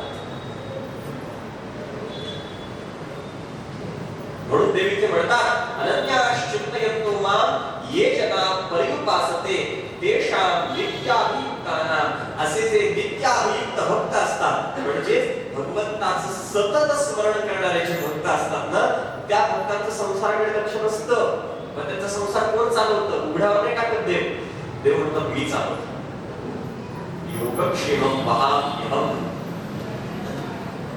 त्यांचा योग आणि क्षेम मी चालवतो तुकोबाराय सांगतात की देव काय करतो देव योगक्षेम त्यांचा जाणे जडभारी वाट लागी करी घडोनी त्यांचा योगक्षेम देव चालवतो योगक्षेम शब्दाचा अर्थ काय सोप्या शब्दात योग आणि क्षेम हे दोन शब्द आहेत योग या शब्दाचा अर्थ होतो जे प्राप्त झालेलं नाही ते प्राप्त करून देणं आणि क्षेम म्हणजे जे प्राप्त झाले ते टिकवून ठेवणं इतकंच सोपं आहे योगक्षेम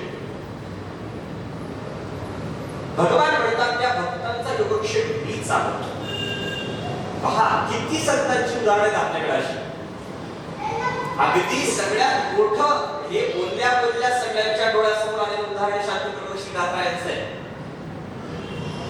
नाथ महाराजांच्या घरी एवढी श्रीमंती आहे पण त्या श्रीमंतीत चित्त नाही ते चित्त पांडुरंगाच्या चरणाजवळ आहे त्या घरामधल्या कुठल्या संपत्तीमध्ये लक्ष नाहीये मग त्यांचा योगक्षेम चालवायला भगवंताला 12 वर्ष येऊन तिथे राबावं लागतं तुकोबाराय सगळ्यात मोठं उदाहरण आपल्या समोरचं अहो चित्त भगवंताच्या चरणाजवळ एकत्रित झालं आई साहेबांच्या पायाचा काटा काढायला देवाला यावं लागलं प्रसंग सगळ्यांना माहिती आहे भंडारा डोंगरावर आई साहेब जेव्हा निघाल्या महाराजांना भाकरी देण्यासाठी तेव्हा एक मोठा पोटभर काटा पायात उठला आणि तो काट्याची वेदना इतकी झाली की तो काटा काढता येत स्वतःच्या हाताने बाळ वेशात देवाला यावं लागलं आणि देवाने दाताने काटा काढावा काय महात्म्य संतांचं काय श्रेष्ठत्व आहे त्यांचा संसाराचा गाडा देव चालवतात या अनन्य भक्तांचं वर्णन आपल्या महाराष्ट्रातल्या परंपरेतले सगळ्या संतांचा विचार तुम्ही करा त्यांच्या घरदार कुणी सांभाळलं देवाने सांभाळलं सोकोबारायांच्या पत्नीचं बाळंतपण करायला तो आला काय अधिकार असेल या महात्म्यांचा की देव बाळंतपण करायला येतो जोखोबाराय वारीला निघून गेले, भगवंताच्या नामस्मरणात तल्लीन झाले, इकडची गोष्ट काही लक्षात राहिली नाही. बहिणीला बोलवायचं होतं पत्नीचं बाळंतपण करण्यासाठी. प्रसंग माहिती सर्वांना आपल्याला. जोखोबाराय निघून गेले, काळजी देवाला पडली, आता कसं होईल. या महात्म्यांचं असेल बरं का की ते संसाराकडे इतकं दुर्लक्ष करतील, लक्ष देणार नाही. याचा अर्थ भगवंताच्या चरणाजवळ इतके रत असतात, त्यांचा संसार चालण्याची जबाबदारी देव सांभाळतो.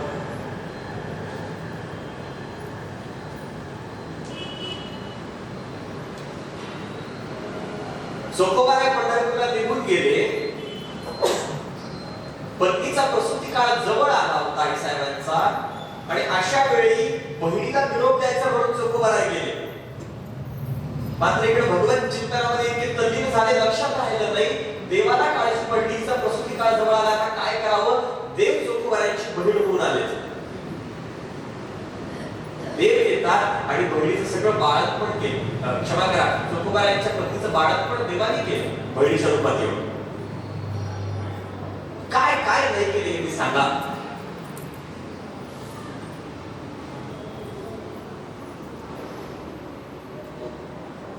जोखोबारायांच्या जीवनामध्ये तर अनेक प्रसंग येतो. आता किती सांगतो. गावातल्या एका पाटलाच्या घरात एक घोर मरण पडलं होतं, आणि ते ओढून बाहेर घेऊन त्याची विल्हेवाट लावण्याची जबाबदारी या एका विशिष्ट वर्गाकडे त्या काळात होती. आणि त्यावेळी जोखोबारायांना तो माणूस बोलवायला आला, अरे जोखोबा, ते ढोर मरून पडले, जरा बघ रे. जोखोबारायांनी पाहिलं, ते एकट्याने उडवले. एवढं मोठं होतं, ते एकट्याने उडवलं जात नव्हतं. आपल्या आसपासची जी कोणी मंडळी असते त्यांना विनंती केली जोखोबारायांनी, अरे चला मला जरा मदत करा, त्या पैशाचे थोडे पैसे तुम्हाला दे. कोणीही जोखोबारायांच्या मदतीला आलं नाही. काय करावं कळेना. शेवटी अचानक दुरून आवाज आला, ओ पाहुणं. जोखोबारायांनी पाहिलं, कोण आहे. सांगितलं, का वगैरे बसतात असे, असे का बसतात चिंता करून. म्हणजे अहो काही नाही, माझ्या सोबतची मंडळी येत नाही मदतीला, ते ढोर ओढून द्यायचं होतं. कुठे आहे ढोर, दाखवा. जोखोबारायांनी हात अंगुली निर्देश केला, तिकडे आहे. एवढ्या चला, मी येतो तुमच्या सोबत, मी तुम्हाला मदत करतो. तुम्ही याल का मदत. हो येतो, चला. आणि ते एवढं मोठं ढोर देवाने ओढलं त्या रूपामध्ये. आणि नंतर कुठे गेले पत्ता नाही. नंतर जोखोबारायांना कळालं, देव आला होता मदतीला. अहो त्या देव आता काय काय केलं नाही मला सांगा. योगक्षेम संतांचा देवाने किती चालवला, कितीतरी उदाहरण आहेत आपल्याकडे, कितीतरी उदाहरण. त्या उदाहरणांची जर राशी करायची झाली तर एक ग्रंथ तयार होईल, इतकी उदाहरणं आहेत आपल्याकडे की संतांच्या अनन्यतेचा विचार भगवंताने त्यांचा संसार सांभाळला.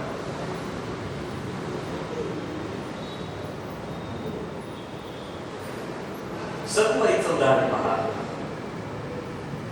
सखुबाईला वारीला जायची इच्छा होती. किती आता उदाहरणामध्ये आपला खूप वेळ जाईल, पण तुम्ही ऐकताय फार छान म्हणून सांगतो.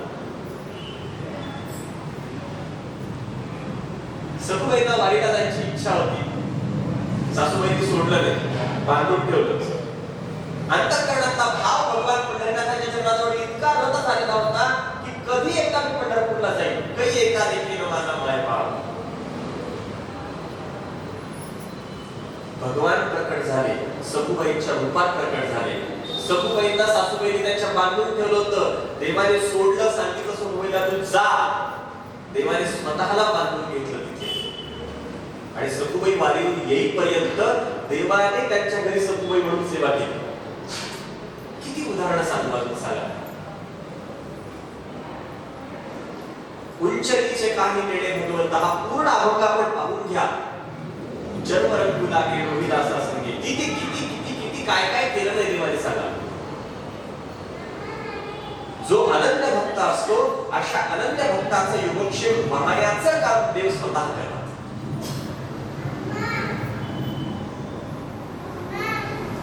एक उदाहरण सांगतो अजून एक, राहत नाही मला सुद्धा. काय असतं, जेव्हा श्रोता खूप आवडीने ऐकत असतो तेव्हा वक्त्याला सुद्धा अजून किती सांगू आणि किती नाही असं होतं. खरं तर विचार अजून बऱ्याच लक्षणांचा केला होता. अनेक लक्षणं सांगायला माझी इच्छा होती, पण या एका लक्षणाचाच विचार इतका छान पद्धतीने तुम्ही ऐकताय, मला अजून सांगावं असं वाटतं.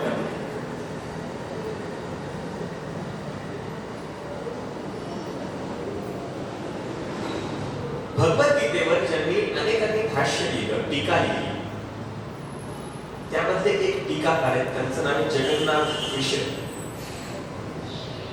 ऐका, फार सुंदर बसवलं. जगन्नाथ मिश्र त्यांचं नाव. त्यांनी भगवद्गीतेवर काही टीका लिहिली होती. टीका लिहिता श्लोक घ्यायचा, त्या श्लोकावर संस्कृतात अर्थ लिहायचा, त्याचं विवरण करायचं, पुढचा श्लोक घ्यायचा, असं त्यांचं लिखाणाचं काम चालू होतं. ते करता करता करता झालं काय, हे सुद्धा मोठे भगवत भक्त होते जगन्नाथ मिश्र. हे काम सुरू केल्यापासून भगवंताच्या बद्दल इतका प्रेमभाव त्यांच्या अंतःकरणात होता, संसाराकडे त्यांचं लक्ष नव्हतं. संसारात काय हवंय, खायला घरात काही आहे की नाही याच्याकडे कुठेही लक्ष नव्हतं. त्यांचं एकच काम भगवद्गीतेवरचं भाष्य लिखाणाचं काम चालू होतं. हे काम चालू असताना एक दिवस हा श्लोक त्यांच्या समोर आला. अनन्याश्चित्तयन्तो मां ये जना पर्युपासते तेषां नित्याभियुक्तानां योगक्षेमं वहाम्यहम्. हा श्लोक त्यांच्या समोर आला. या श्लोकावर भाष्य लिहावं असा त्यांचा विचार सुरू झाला. हा विचार करता करता त्यांनी थोडे विचार करत बसले की काय असेल या श्लोकाचा अर्थ, काय करावा अर्थ. त्यांना असं वाटलं की अनन्य असलेल्या भक्ताचा योगक्षेम मी पाहतो असं जेव्हा देव म्हणतात, क्षणभर त्यांच्या मनाला असं वाटलं की देव पाहतो असं म्हणणं चूक आहे. ऐका, त्यांच्या मनात काय वाटलं जगन्नाथ मिश्रांच्या की देव भक्तांचा योगक्षेम पाहतो हे म्हणणं चूक आहे. ही कुठेतरी चूक झाली आहे. त्यापेक्षा योगक्षेम देव देतो असं म्हणायला पाहिजे. म्हणजे काय, अगदी सोप्या भाषेत सांगायचं तर त्यांच्या घरची सेवा देव करतो असं म्हणणं मला योग्य वाटत नाहीये असं त्यांना वाटलं. मी नाही म्हणत, जगन्नाथ मिश्रांना असं वाटलं की देव त्यांच्या घरची सेवा करतो असं म्हणणं योग्य नाही.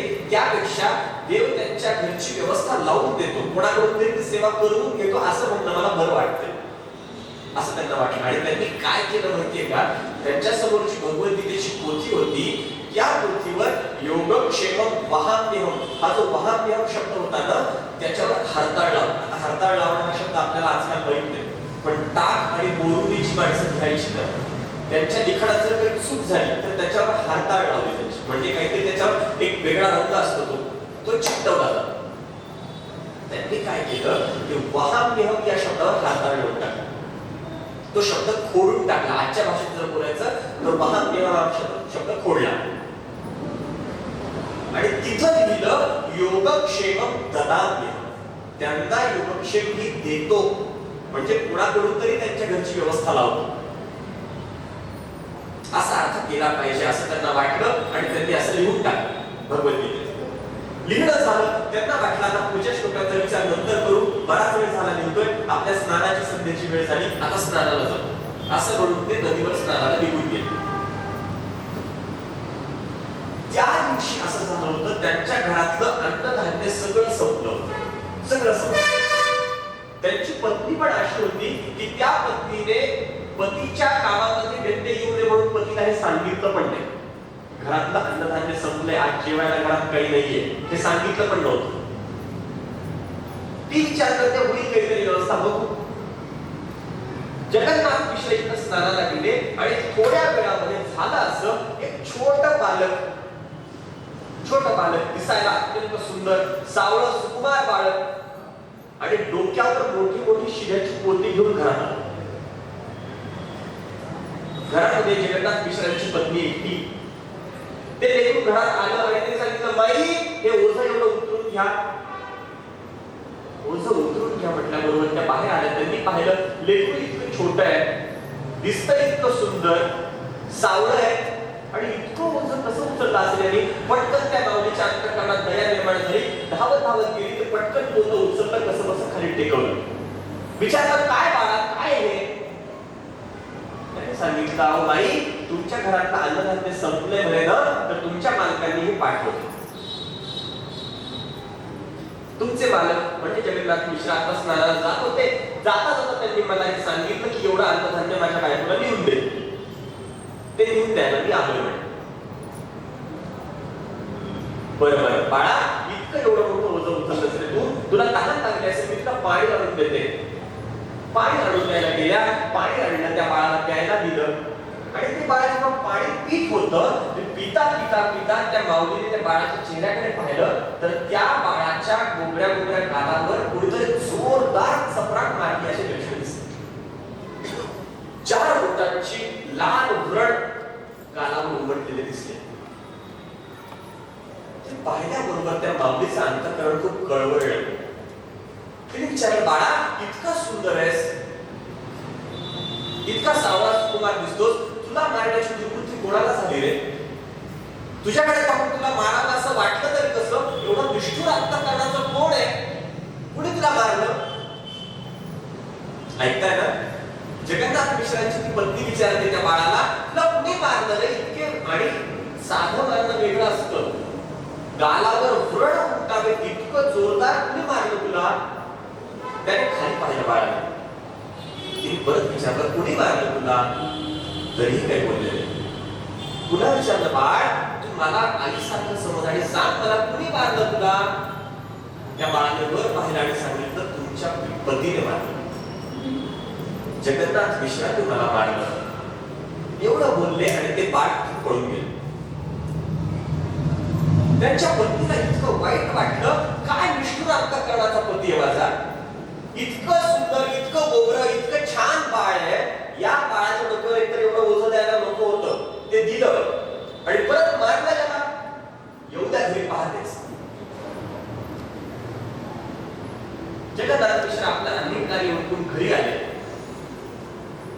घरी आल्यानंतर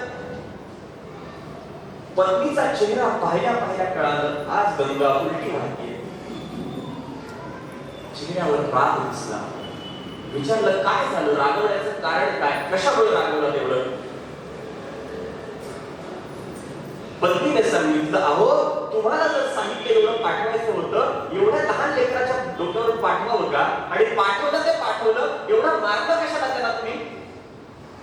त्या बाळाच्या गालावर किती जोराचे व्रण उमटलेले होते, स्पष्ट दिसायला असे व्रण दिसत होते त्याच्या गालावर. इतकं जोरात मारत असतात का लहान लेकराला?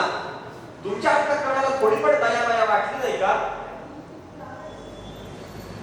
झालं असं होतं, या घडलेल्या गोष्टीतलं काही जगन्नाथ मिश्रांना माहित नव्हतं. त्यांना काहीच माहित नाही, काहीच कळलं घडलं काय, साहित्य आणलं कुणी, मारलं कुणी, कोणाला मारलं, का मारलं हे काहीच माहित नाही. ते म्हणतात, अगं झालं काय, मला खरं सांग, मला यातलं काहीच माहित नाही. पत्नीचा राग अजून वाढला. काही माहित नाही असं काय म्हणताय? हे साहित्य तुम्हीच पाठवलं ना? जगन्नाथ मिश्र म्हणाले, जरा थांब, मला विचार करू दे काय घडतंय. पत्नीला शेजारी बसवलं, विचारलं, आता मला शांतपणे सांग काय काय घडलं. पत्नीने सांगितलं, जसे तुम्ही स्नानाला निघून गेला, एक छोटंसं बाळ घरात आलं, त्या बाळाच्या डोक्यावर हे पोतं होतं आणि त्याने सांगितलं, हे तुम्ही पाठवलंय. जगन्नाथ मिश्र म्हणाले, हे काहीही केलेलं नाही, मी गेलो इथून घरून ते थेट स्नानाला नदीवर गेलोय, स्नान केले आणि घरी आलोय. बरं एवढं मोठं धान्य पाठवायला माझ्याकडे पैसे तरी कुठे आहेत? हे मी पाठवलेलं नाहीये. बरं पुढे काय घडलं सांग. त्यांची पत्नी सांगू लागली, अहो ते बाळ आलं एवढं मोठं धान्य घेऊन, त्यांनी सांगितलं, माई तुमच्या पतीने मला पाठवलंय, घरातलं धान्य संपलंय म्हणे, आज जेवायला काही नाही असं त्यांनी मला सांगितलं, हे धान्य त्यांनी पाठवलंय, हे घ्या. ते पोतं मी जेव्हा उतरवलं, त्याच्या गालाकडे पाहिलं तर मोठी व्रण दिसते. मी त्याला विचारलं, कुणी मारलं तुला? तर त्या बाळाने सांगितलं, तुमच्या पतीने मारलं. जगन्नाथ मिश्र डोळे बंद करून बसले. त्यांना कळेला काय झालंय. डोळ्यातून खळखळ खळखळ अश्रुधारा वाहू लागल्या. आधी तिथून उठले, आपल्या अभ्यासाच्या पोथीजवळ गेले आणि योगक्षेमम ददाम्यहं हे जे वाक्य लिहिलं होतं ते परत फोडलं आणि परत लिहिलं, योगक्षेमम वहाम्यहं.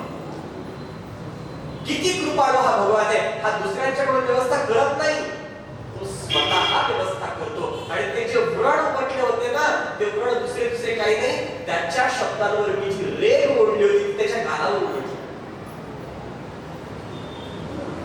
विचार असेल विचार करा, काय अधिकार असेल, काय भक्ताच्या संबंधाने भगवंताच्या अंतःकरणातलं प्रेम आहे. भगवान म्हणतात त्यांचा योगक्षेम मी कोणाच्या मार्फत नाही चालवत, मी स्वतः जातो. फील्डवर उतरून काम करणं यावर 4 माणसं कामाला लावून काम करून घेणं वेगळी गोष्ट आहे, स्वतः उतरून काम करणं. भगवंताचे हे शब्द आहेत. त्यामुळे ज्ञानोबाराय या उभीवर बोलतात ना, ते हेच म्हणतात की ऐसे अनंत गतिके चित्ते, असे जे अनंत गतिक असलेले जे माझे भक्त आहेत, चिंतित साते माते, जे माझे चिंतन करतात, जे उपासिती, जी माझी उपासना करतायत, तर या ते मीची सेवा. त्यांची सेवा कोणाच्या मार्फत मी चालवत नाही, त्यांची सेवा मी स्वतः करतो. भक्तांच्या संबंधाने भक्तांचं अंतःकरण, भक्तांची श्रेष्ठता, भक्तांची अनन्यता ही इतकी श्रेष्ठ असते की भगवान त्यांची स्वतः सेवा करतात.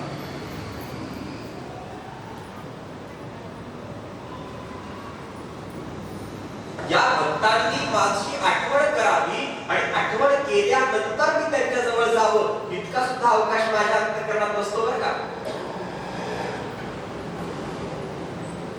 पुढे देवाने बोलताना सांगितले भगवद्गीतेमध्ये, अनन्य चेता सततम यो मां स्मरति नित्यशः. 8व्या अध्यायात बोलतात ते, अनन्य चेता सततम यो मां स्मरति नित्यशः तस्याहं सुलभ पार्थ. अर्थात मी त्यांना सहज प्राप्त होतो. अहो, ज्ञानोबारायांनी या श्लोकावरचे भाष्य केले ते फार गोड भाष्य, तुम्ही एकदा नक्की वाचा. 8व्या अध्यायाचा अनन्य चेता सततम यो मां स्मरति नित्यशः या श्लोकावरचं भाष्य पहा नक्की आपण एकदा. ज्ञानोबाराय म्हणतात देवाच्या मुखातून, अर्जुना, त्या अशा अनन्य भक्ताने माझी आठवण करावी आणि आठवण केल्यानंतर मी त्यांच्याकडे जावं, हे नाहीये. त्यांनी आठवण करण्याच्या आधी मी तिथे उपलब्ध असतो. त्यांनी माझं स्मरण करावं आणि स्मरण केल्यानंतर मला प्रेम निर्माण व्हावं आणि मग मी जावं, ही भक्ती नाहीये. त्यांचं प्रेम इतकं मोठं आहे की त्यांच्या अंतःकरणात मला मी यावं ही भावना प्रकट होण्याच्या आधी मी तिथे आलेलो असतो.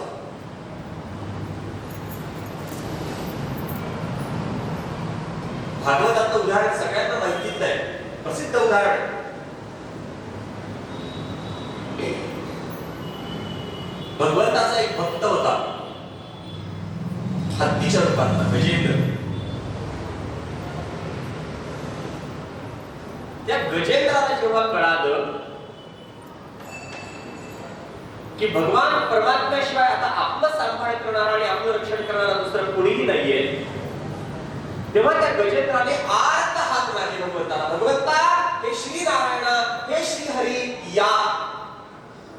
ही हाक जेव्हा मारली तेव्हा भगवान असं सांगतात, भागवतामध्ये हा प्रसंग नाही पण काही भक्तांनी हा प्रसंग फार गोड रंगवला. असं सांगतात की जेव्हा गजेंद्राने हाक मारली त्या क्षणाला देव वैकुंठात जेवायला बसले होते. ऐका, देव जेवायला बसले होते, लक्ष्मी माता वाढतायत आणि भगवंताच्या कानावर शब्द पडला, हे श्री हरी. ऐकल्याबरोबर भगवान वाढलेल्या ताटावर उठले आणि निघाले. लक्ष्मी माता विचारतात, अहो चाललाय कुठे, एवढं तरी सांगा. भगवंताला लक्ष्मी मातेला सांगायचं होतं, मी हत्तीकडे चाललोय. काय सांगायचं होतं? मी हत्तीकडे चाललोय. गजेंद्र हा हत्तीच्या रूपात होता, मला हत्तीकडे जायचं. आता हत्ती हा शब्द किती अक्षरांचा? ऐकायला तुम्ही सगळे किती अक्षर आहेत? हत्ती मागून सांगा मला. 2.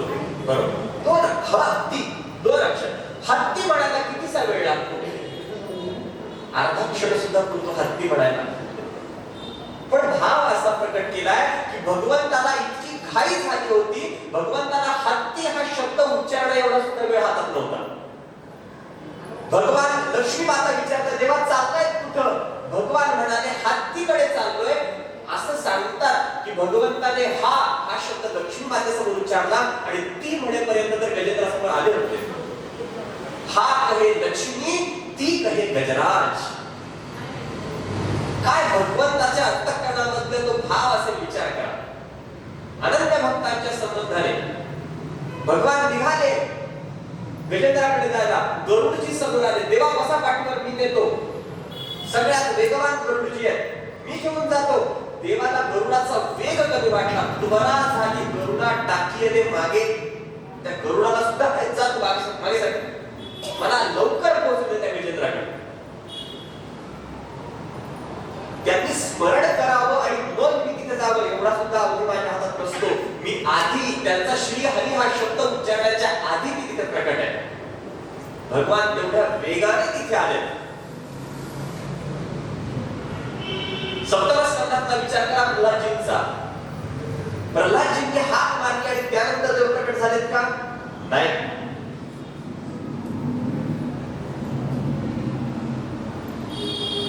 भगवान किती कृपाळू आहेत. संतांना विचारा, हाके सरशी उडी घालविया स्तंभ फोडी. हाक पूर्ण होण्याच्या आत देवाने ती उडी मारलेली असते.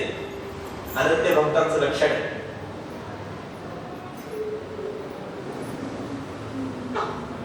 हिरण्यकश्यपला भगवान श्री विष्णू परमात्म्याशी युद्ध करायचं होतं आणि त्या युद्धामध्ये आता तुझा विष्णू कुठे आहे मला दाखव, मी त्याला आधी मारतो आणि मग तुला मारतो. हे विचारलं पण कोणाला? प्रल्हादजी. हिरण्यकश्यपूने पण आता नियम पाळलाय. भगवंताची प्राप्ती संताशिवाय होत नाही. संतांनाच विचारावं लागतं देव कुठे आहेत सांगा.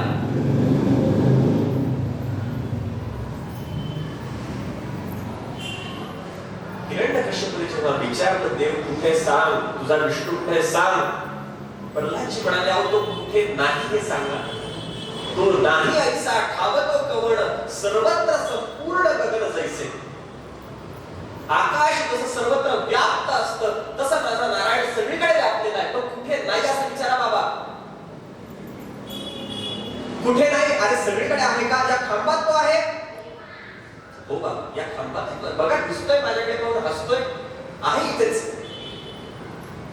प्रल्हादजींना तो भगवान खांबात दिसत होता, हिरण्यकश्यपूला दिसत नव्हता. पण तरीही त्याने विश्वास ठेवला संतांच्या वचनावर की इथे तो आहे. विश्वास ठेवला. संतांच्या शब्दावर विश्वास ठेवल्याशिवाय देव दिसत नाही.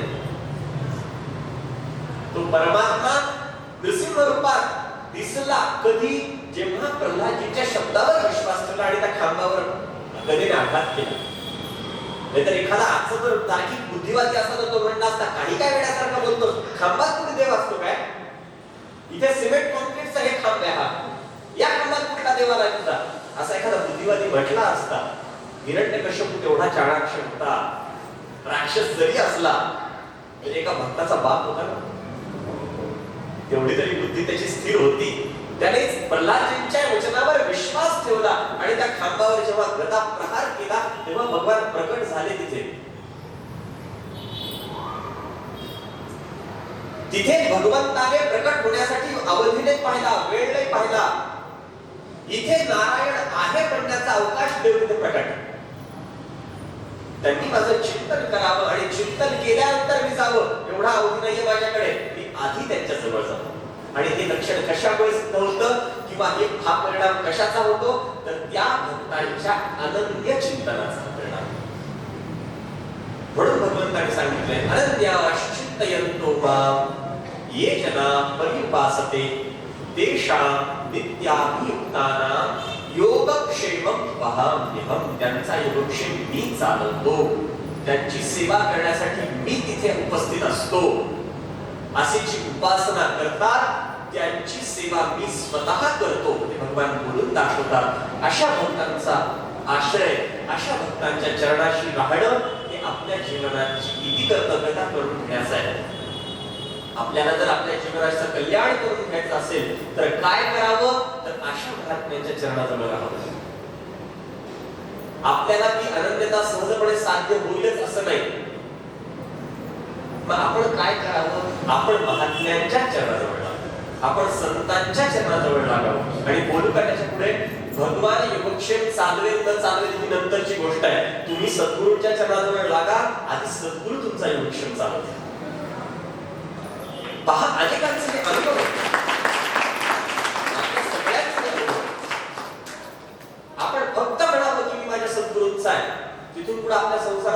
कोण चालवतं मला सांगा? आपण चालवतो आपला संसार? नाही चालवत, आपले सद्गुरू चालवतात. अहो, महात्म्यांच्या चरणावर एकदा लागावं.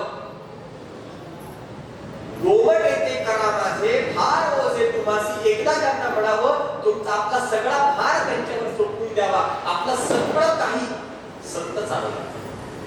संत योगक्षेम चालवतात की नाही? अवश्य चालवतात. भगवान चालवेल ही नंतरची गोष्ट आहे.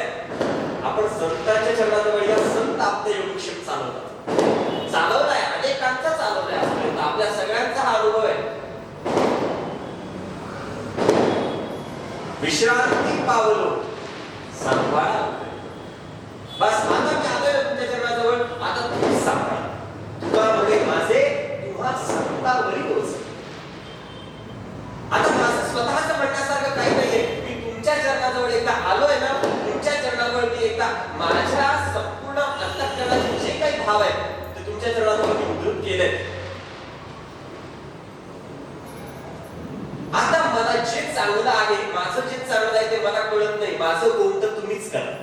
तुम्हाला जे वाटेल ते माझं चांगलं. भार ओझे तुम्हासी. कारण आपलं चांगलं आपल्यापेक्षा आपल्या सद्गुरूंना कळत असतं बरं का, लक्षात ठेवा. त्यामुळे कधीही चांगलं काय याची व्याख्या आपण करायला जाऊ नये. ते सद्गुरूंनीच करावं. काय याचं चांगलं आहे आणि ते जे देतील ना ते इतकं मोठं असतं. आपण मागू नये त्यांच्याजवळ जाऊन पदर बसू नये की मला 2 गाड्या पाहिजेत आणि 2 BHK पाहिजे, 3 BHK पाहिजे. हे आपण नसतं म्हणायचं. आपण सद्गुरूंच्या चरणाजवळ जाऊन, संतांच्या चरणाजवळ जाऊन एवढंच म्हणायचं असतं, माझं जे चांगलं तुम्हाला वाटतं ते तुम्ही करा. संत आपलं वाईट करू शकतच नाही, हा विश्वास पाहिजे. संतांची बाई हा माझा विश्वास, सर्व भागे दास चालवायचा. हा हे दास्यत्व झालं पाहिजे. एक प्रसंग सांगतो आणि माझा विषय थांबवतो. माझा वेळ संपली आहे. त्यांच्यावर आपला भार टाकावा कशासाठी? सोपं एक उदाहरण सांगतो. एकदा काय झालं, एका घरामध्ये दुपारच्या वेळेला एक बोरं विकणारी बाई आहे. मी का सांगतोय ते? आपलं चांगलं संतांनीच कसं, संतांवर कसं सोपवून द्यावं यासाठी एक उदाहरण सांगतो. आमच्या सद्गुरू महाराजांच्या मुखातून ऐकलेलं दृष्टांत. एका घरामध्ये एक बोरं विकणारी बाई आली आणि ज्या घरात ती गेली होती त्या घरातली राहणारी जी माणसं ती त्यांच्याच गावची होती, एकाच गावची मंडळी सगळी. त्या घरात गेली, बसली, दुपारची वेळ होती उन्हाची. त्या घरातल्या बाईला आवाज दिला, माय ये बघ बोरं आणलीत घे. त्या घरातली जी स्त्री होती ती आली, म्हणली मावशी आज बोरं नको माय, खूप झाले बोरं, घरातले आधीचे संपलेले नाहीत, तू उद्या परवा घेते. ती म्हणते ठीक आहे, जरा पाणी पाज मला. ते पाणी पित आणि ते पाणी पित असताना त्या घरातलं एक छोटं लेकरू खेळत खेळत तिच्या समोर आलं. समोर आलं तिने पाहिलं, अरे वा बाळा काय करतोस तू, इकडे इकडे इकडे. तो बाळा तिच्या जवळ गेला, खेळता खेळता जवळ गेला. तो म्हणला कसा आहेस तू? तो बाळा म्हणला छान आहे. बरं मी तुला एक गंमत आणली, देऊ का? हे बघ, तिने त्या टोपलीवर जे काही फडकं अंथरलेलं होतं ते बाजूला केलं. ती बोराने भरलेली टोपली होती. घे बरं, तुला जेवढी पाहिजे तेवढी बोरं घे, तुझ्यासाठीच आणली आहेत सगळी. तो म्हणला नको आजी, मला नको बोल. ती आजी म्हणते अरे बाळा लाजू नकोस, मी तुझ्या आजी सारखीच आहे, घे तुला जेवढी बोरं पाहिजे तेवढी घे, सगळी तुझ्यासाठी आहे, घे तू. तो म्हणला नको आजी मला. त्या आईला भले कौतुक, माझं लेकरू किती गुणाचं. कुणी घे म्हटलं तर हाच लगेच टोपलीत घालून बसल्यावर पोरं घेत नाही. किती गुणाचं लेकरू आहे, किती छान संस्कार मी त्याच्यावर केले. आईला बरं वाटलं. त्या बाळाला ती आजी आग्रह करते, बाळा घे बोरं अजून. शेवटी ते लेकरू म्हणलं मावशी मला नकोय, तुम्हाला द्यायचं असतं तुमच्या हातात तुम्हीच द्या, तुम्हीच द्या मला नको. असं म्हणल्याबरोबर त्या आजीलाही छान वाटलं. तिने म्हटलं ये बाळा इकडे. त्याला मांडीवर बसवलं, त्याच्या डोक्यावर छान हात फिरवला, पोरं घेतली आणि त्याच्या हातात ठेवली. त्याच्या खाली बाळाची ओंजळ केवढीशी बसेला. ती म्हणली थांब थांब, एक काम करते, तुझ्या खिशामध्ये ठेवते. आणि त्याच्या शर्टाला 2-4 खिसे होते, चड्डीला 2-4 खिसे होते, त्या सगळ्या खिशामध्ये बोरं भरून टाकली. त्याचे सगळे खिसे, चड्डीचे खिसे, शर्टाचे खिसे सगळे पोराने भरून गेले आणि म्हणले जा खेळ. पोरगा आनंदाने निघून गेले. थोड्या वेळाने काय पाणी वगैरे घ्यायचं असेल ते करून ती आजी निघून गेली. इकडे त्या आईला भारी कौतुक, माझा बाळा किती हुशार, कुणाकडून मागून घेत नाही, काही नाही काही नाही. त्यांनी त्या बाळाला जवळ बोलवलं, सांगितलं बाळा किती हुशार रे तू, मागून घेतलं नाहीस. तिने स्वतःहून जोपर्यंत दिलं नाही तोपर्यंत मागून नाही घेतलंस. मला खूप कौतुक वाटलं, मी नजर काढते तुझी. तो म्हटला छान आहे. बाळ्या मोठा हुशार होता. पुण्यातला होता वाटतं तो.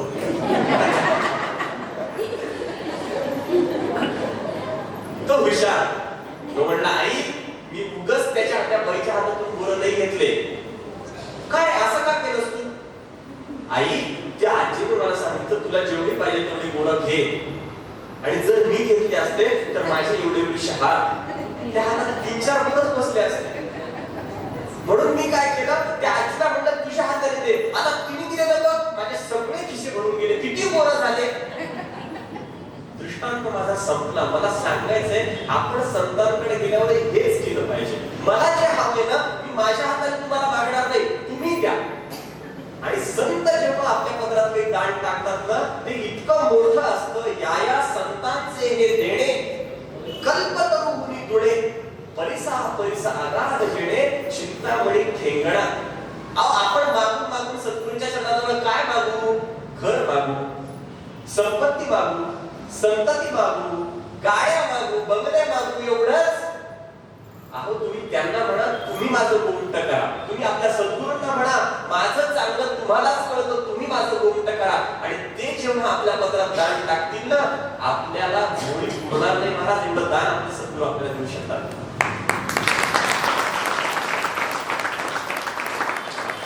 संतांचं देणं सामान्य नाही. संतांची कृपा साधी नसते. आपण काय करावं, आपण अनन्यतेने त्यांना शरण जावं, इतकंच आपण करायचं. आपण दुसरं काही करायचं नाही. उगियाची माथा ठेवी जे चरणी हेची भली, एवढंच करायचं, बाकी काही करायचं नसतं. ही अनन्यता जी भक्तांच्या अंतःकरणात असते, ती अंतःकरणात असलेली अनन्यता आपल्या अंतःकरणातही आपल्या सद्गुरूंच्या संबंधाने जर असेल तर आपला योगक्षेम आपले सद्गुरू चालवतात, आपला योगक्षेम संत चालवतात, आपला योगक्षेम ज्ञानोबाराय चालवतील, आपला योगक्षेम तुकोबाराय चालवतील, आपला योगक्षेम गुरुबा काका चालवतील, आपला योगक्षेम साधुबाबा महाराज चालवतील, हरिबाबा महाराज चालवतील, आपले सद्गुरू आपला योगक्षेम चालवतील. आपल्या अंतःकरणात ती अनन्यता असली पाहिजे.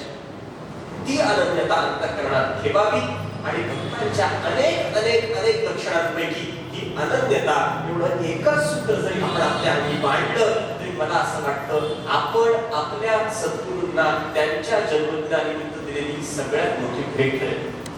त्यामुळे आपल्याला जर हा उत्सव अधिक आनंदाने अधिक उत्साहाने जर साजरा करायचा असेल तर या उत्सवातून आपल्या अंतःकरणात हीच भावना आपण ठेवावी की आपल्याही अंतःकरणात ही अनन्यता यावी.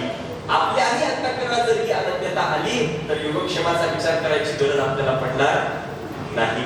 सांगण्यासारखा विचार फार मोठा आहे. शब्द ज्ञानोबारायांचे, शब्द भगवद्गीतेतले, आपलं जीवन अपूर्णपणे इतके मोठे शब्द आहेत. वेळेची आणि त्याहीपेक्षा जास्त माझ्या बुद्धीची मर्यादा असल्यामुळे या ठिकाणी थांबतो.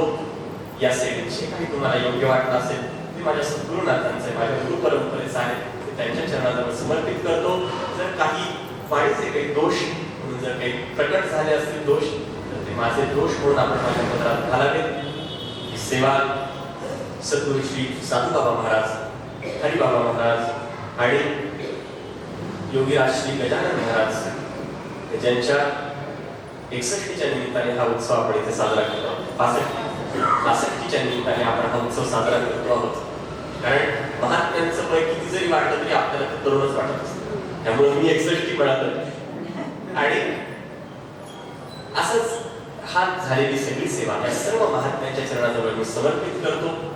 आज पहिल्यांदा या ठिकाणी येण्याचा योग आला. आदरणीय राघव चैतन्य बाबा महाराजांचं हे पहिल्यांदा दर्शन झालं. खूप खूप मनाला प्रसन्नता वाटली, खूप आनंद वाटला. सकाळी आज गणेशजी बोलत असताना त्यांनी मला सांगितलं की परंपरा, या परंपरेबद्दलची ओळख आता महाराजांनी पण मला ही परंपरा सांगितली. हा दिव्य परंपरा आहे आणि या परंपरेचे आपण सगळे अनुयायी आहात. फार मोठं भाग्य आहे आपल्या सगळ्यांचं. कारण सद्गुरूंची प्राप्ती होणं आणि चांगली मोठी दिव्य परंपरेची प्राप्ती होणं ही वाटतं तेवढी सोपी गोष्ट नसते. हे आपल्याला महत्भाग्याने प्राप्त झालेली आहे. यातून आपण सर्वांनी आपल्या जीवनाची कृतार्थता करून घ्यावी. मी मगाशी जे बोललो की आता योगक्षेम सद्गुरू चालवतात, याचं बाहेरचं कुठलंही उदाहरण पाहण्यापेक्षा तुम्ही इथेच पहा. मला मगाशी गणेशजी पण सांगितलं, सकाळी पण त्यांनी मला सांगितलं की या सगळ्या कामाचा हा एवढा सगळा हे काम, हे मंदिरचं काम कसं झालं आम्हाला माहित नाही. सद्गुरूंनी करून घेतलं. यालाच तर म्हणायचं योगक्षेम ते चालवतात. आपला संसार करत असताना विशुद्ध प्रपंच कसा करावा आणि आपला विशुद्ध प्रपंच हाच परमार्थ कसा होतो हे आपल्याला बाबांच्या जीवनातून दिसतंय. हे आपण सगळे पाहत आहात. आमचे महाराज सद्गुरू महाराज हे नेहमी वाक्य सांगतात बरं का, परमार्थ म्हणजे दुसरा काही नसतो, शुद्ध अंतःकरणाने केलेला प्रपंच म्हणजेच परमार्थ. आणि अशुद्ध अंतःकरणाने केलेला परमार्थ संसारच आहे. त्यामुळे तुम्ही शुद्ध अंतःकरण, शुद्ध मनाने आणि भगवंताला आणि संतांना सद्गुरूंना समर्पित भावनेने जो संसार कराल ना, तोच संसार तुमचा परमार्थ होत असतो. परमार्थ म्हणण्यासाठी दुसरीकडे जंगलात जाण्याची गरज नाहीये. आपल्याला आयतं सद्गुरूंनी हे स्थान आपल्याला दिलंय. इथे या, इथे नतमस्तक व्हा, आपल्या अंतःकरणातली अनन्यता इथे नित्य प्रकट करत राहा आणि यातूनच आपल्या जीवनाची किती कर्तव्यता आपल्याला होईल. आज मी सुरुवातीलाच बोलतो त्याप्रमाणे माझं परमस्नेही हरिभक्त सचिन महाराजांच्या निमित्ताने या ठिकाणात येण्याचा योग मला प्राप्त झाला. मला तर त्यांच्याबद्दल खूप मनापासून कृतज्ञता व्यक्त करावी वाटते की त्या निमित्ताने हे दिव्य स्थान मला पाहण्यात आलं. आदरणीय महाराजांचं दर्शन या निमित्ताने मला झालं. खूप आनंद देणारी जागा आहे, खूप आनंद देणारं स्थळ आहे. आणि या स्थळातलं आनंद, या स्थळातला हे चैतन्य हे बाबांमुळे आहे आणि त्याच्या बरोबरीनेच तुमच्या सगळ्यांच्या अंतःकरणातल्या भावनेमुळे हे आहे. तुमच्या अंतःकरणातला जो भाव त्यांच्या प्रती आहे त्यामुळेच ही आनंदी अवस्था, ही आनंदी वृत्ती या ठिकाणी अशीच नांदत आहे. ही अविरत अशीच नांदत राहो हीच भावना या ठिकाणी प्रकट करतो. झालेली सेवा संतांच्या सद्गुरूंच्या आणि किंवा सर्व श्रोतृवृंदाच्या चरणांमध्ये समर्पित करतो आणि सेवेला विराम देतो. कुंडलिक वरदा हरी विठ्ठल, श्री ज्ञानदेव तुकाराम विठ्ठल,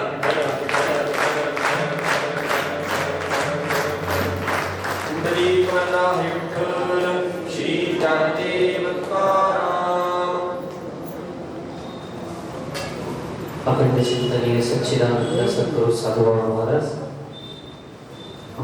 परमपूज्य सद्गुरू श्री हरी खाडेबाबा महाराज आणि आपले श्रद्धास्थान परमपूज्य गुरुवर्य राघव चैतन्य बाबा यांचा 65वा अभिष्टचिंतन सोहळा आणि संत श्रेष्ठ गजानन महाराज यांचा प्रगट दिन ह्या दोन्ही दुग्ध शर्करा योगाचा हा कार्यक्रम, या 3 दिवसाच्या कार्यक्रमाचं आजचं दुसऱ्या दिवसाचं प्रवचन हरिभक्तपरायण चिन्मय महाराज पुजारी यांच्या अमृतवाणीतून आपल्या समोर त्यांनी एक सुंदर असा संतांचं रूप आणि संतांचं आपल्या जीवनामध्ये असलेली अवस्था ही महाराजांनी आपली शुद्ध अंतःकरणाने आपल्या समोर प्रकट केली. आपण बऱ्याच दिवसापासून श्री गुरु चैतन्य महाराज देगलूरकर यांना आपल्या मंदिरामध्ये प्रवचन किंवा कीर्तनासाठी आणण्याची आपण फार असं प्रयत्न करतोय. पण आपले कार्यक्रम आणि श्री गुरूंचे कार्यक्रम हे काही कारणाने एका वेळेस न येण्याने हे शक्य होत नाहीये. पण तरी सुद्धा महाराजांचे शिष्य आज त्यांच्या रूपातूनच बाबांच्या कार्यक्रमासाठी आज उपस्थित आहे. महाराजांचे आजोबा हे श्री गुरु धुंडा महाराज देगलूरकर यांचे शिष्य आणि महाराज स्वतः चैतन्य महाराजांचे शिष्य, म्हणजे जी गुरु परंपरा ती सांभाळत आहे त्याची नक्कीच प्रचिती आज महाराजांच्या वाणीतून आम्हाला सर्वांना दिसली हे मी सांगू इच्छितो. तरी त्यांनी गुरु परंपरा ही कशी आपल्याला नकळत आपल्यावर संस्कार आणि आपला संसार हे दोन्ही गोष्टी कशी सांभाळत असते ही त्यांच्या वाणीतून त्यांच्या प्रवचनातून आपल्याला दिली.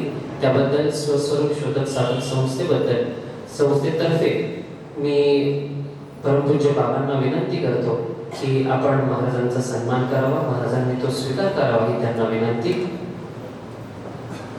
त्याचबरोबर ब्रह्म संप्रदाय मूळ प्रवर्तक महाभागवत सद्गुरू साधुबाबा महाराज यांचा चरित्र भक्ती विजय ग्रंथ हा बाबांनी जो स्वलिखित ओवीबद्ध केलेला आहे तो ग्रंथ सुद्धा महाराजांना भेट म्हणून देण्यात येत आहे. तो सुद्धा त्यांनी स्वीकार करावा ही त्यांना विनंती. सद्गुरू साधुबाबा महाराज की जय. सद्गुरू श्री हरी ठाणे बाबा महाराज की जय. राधा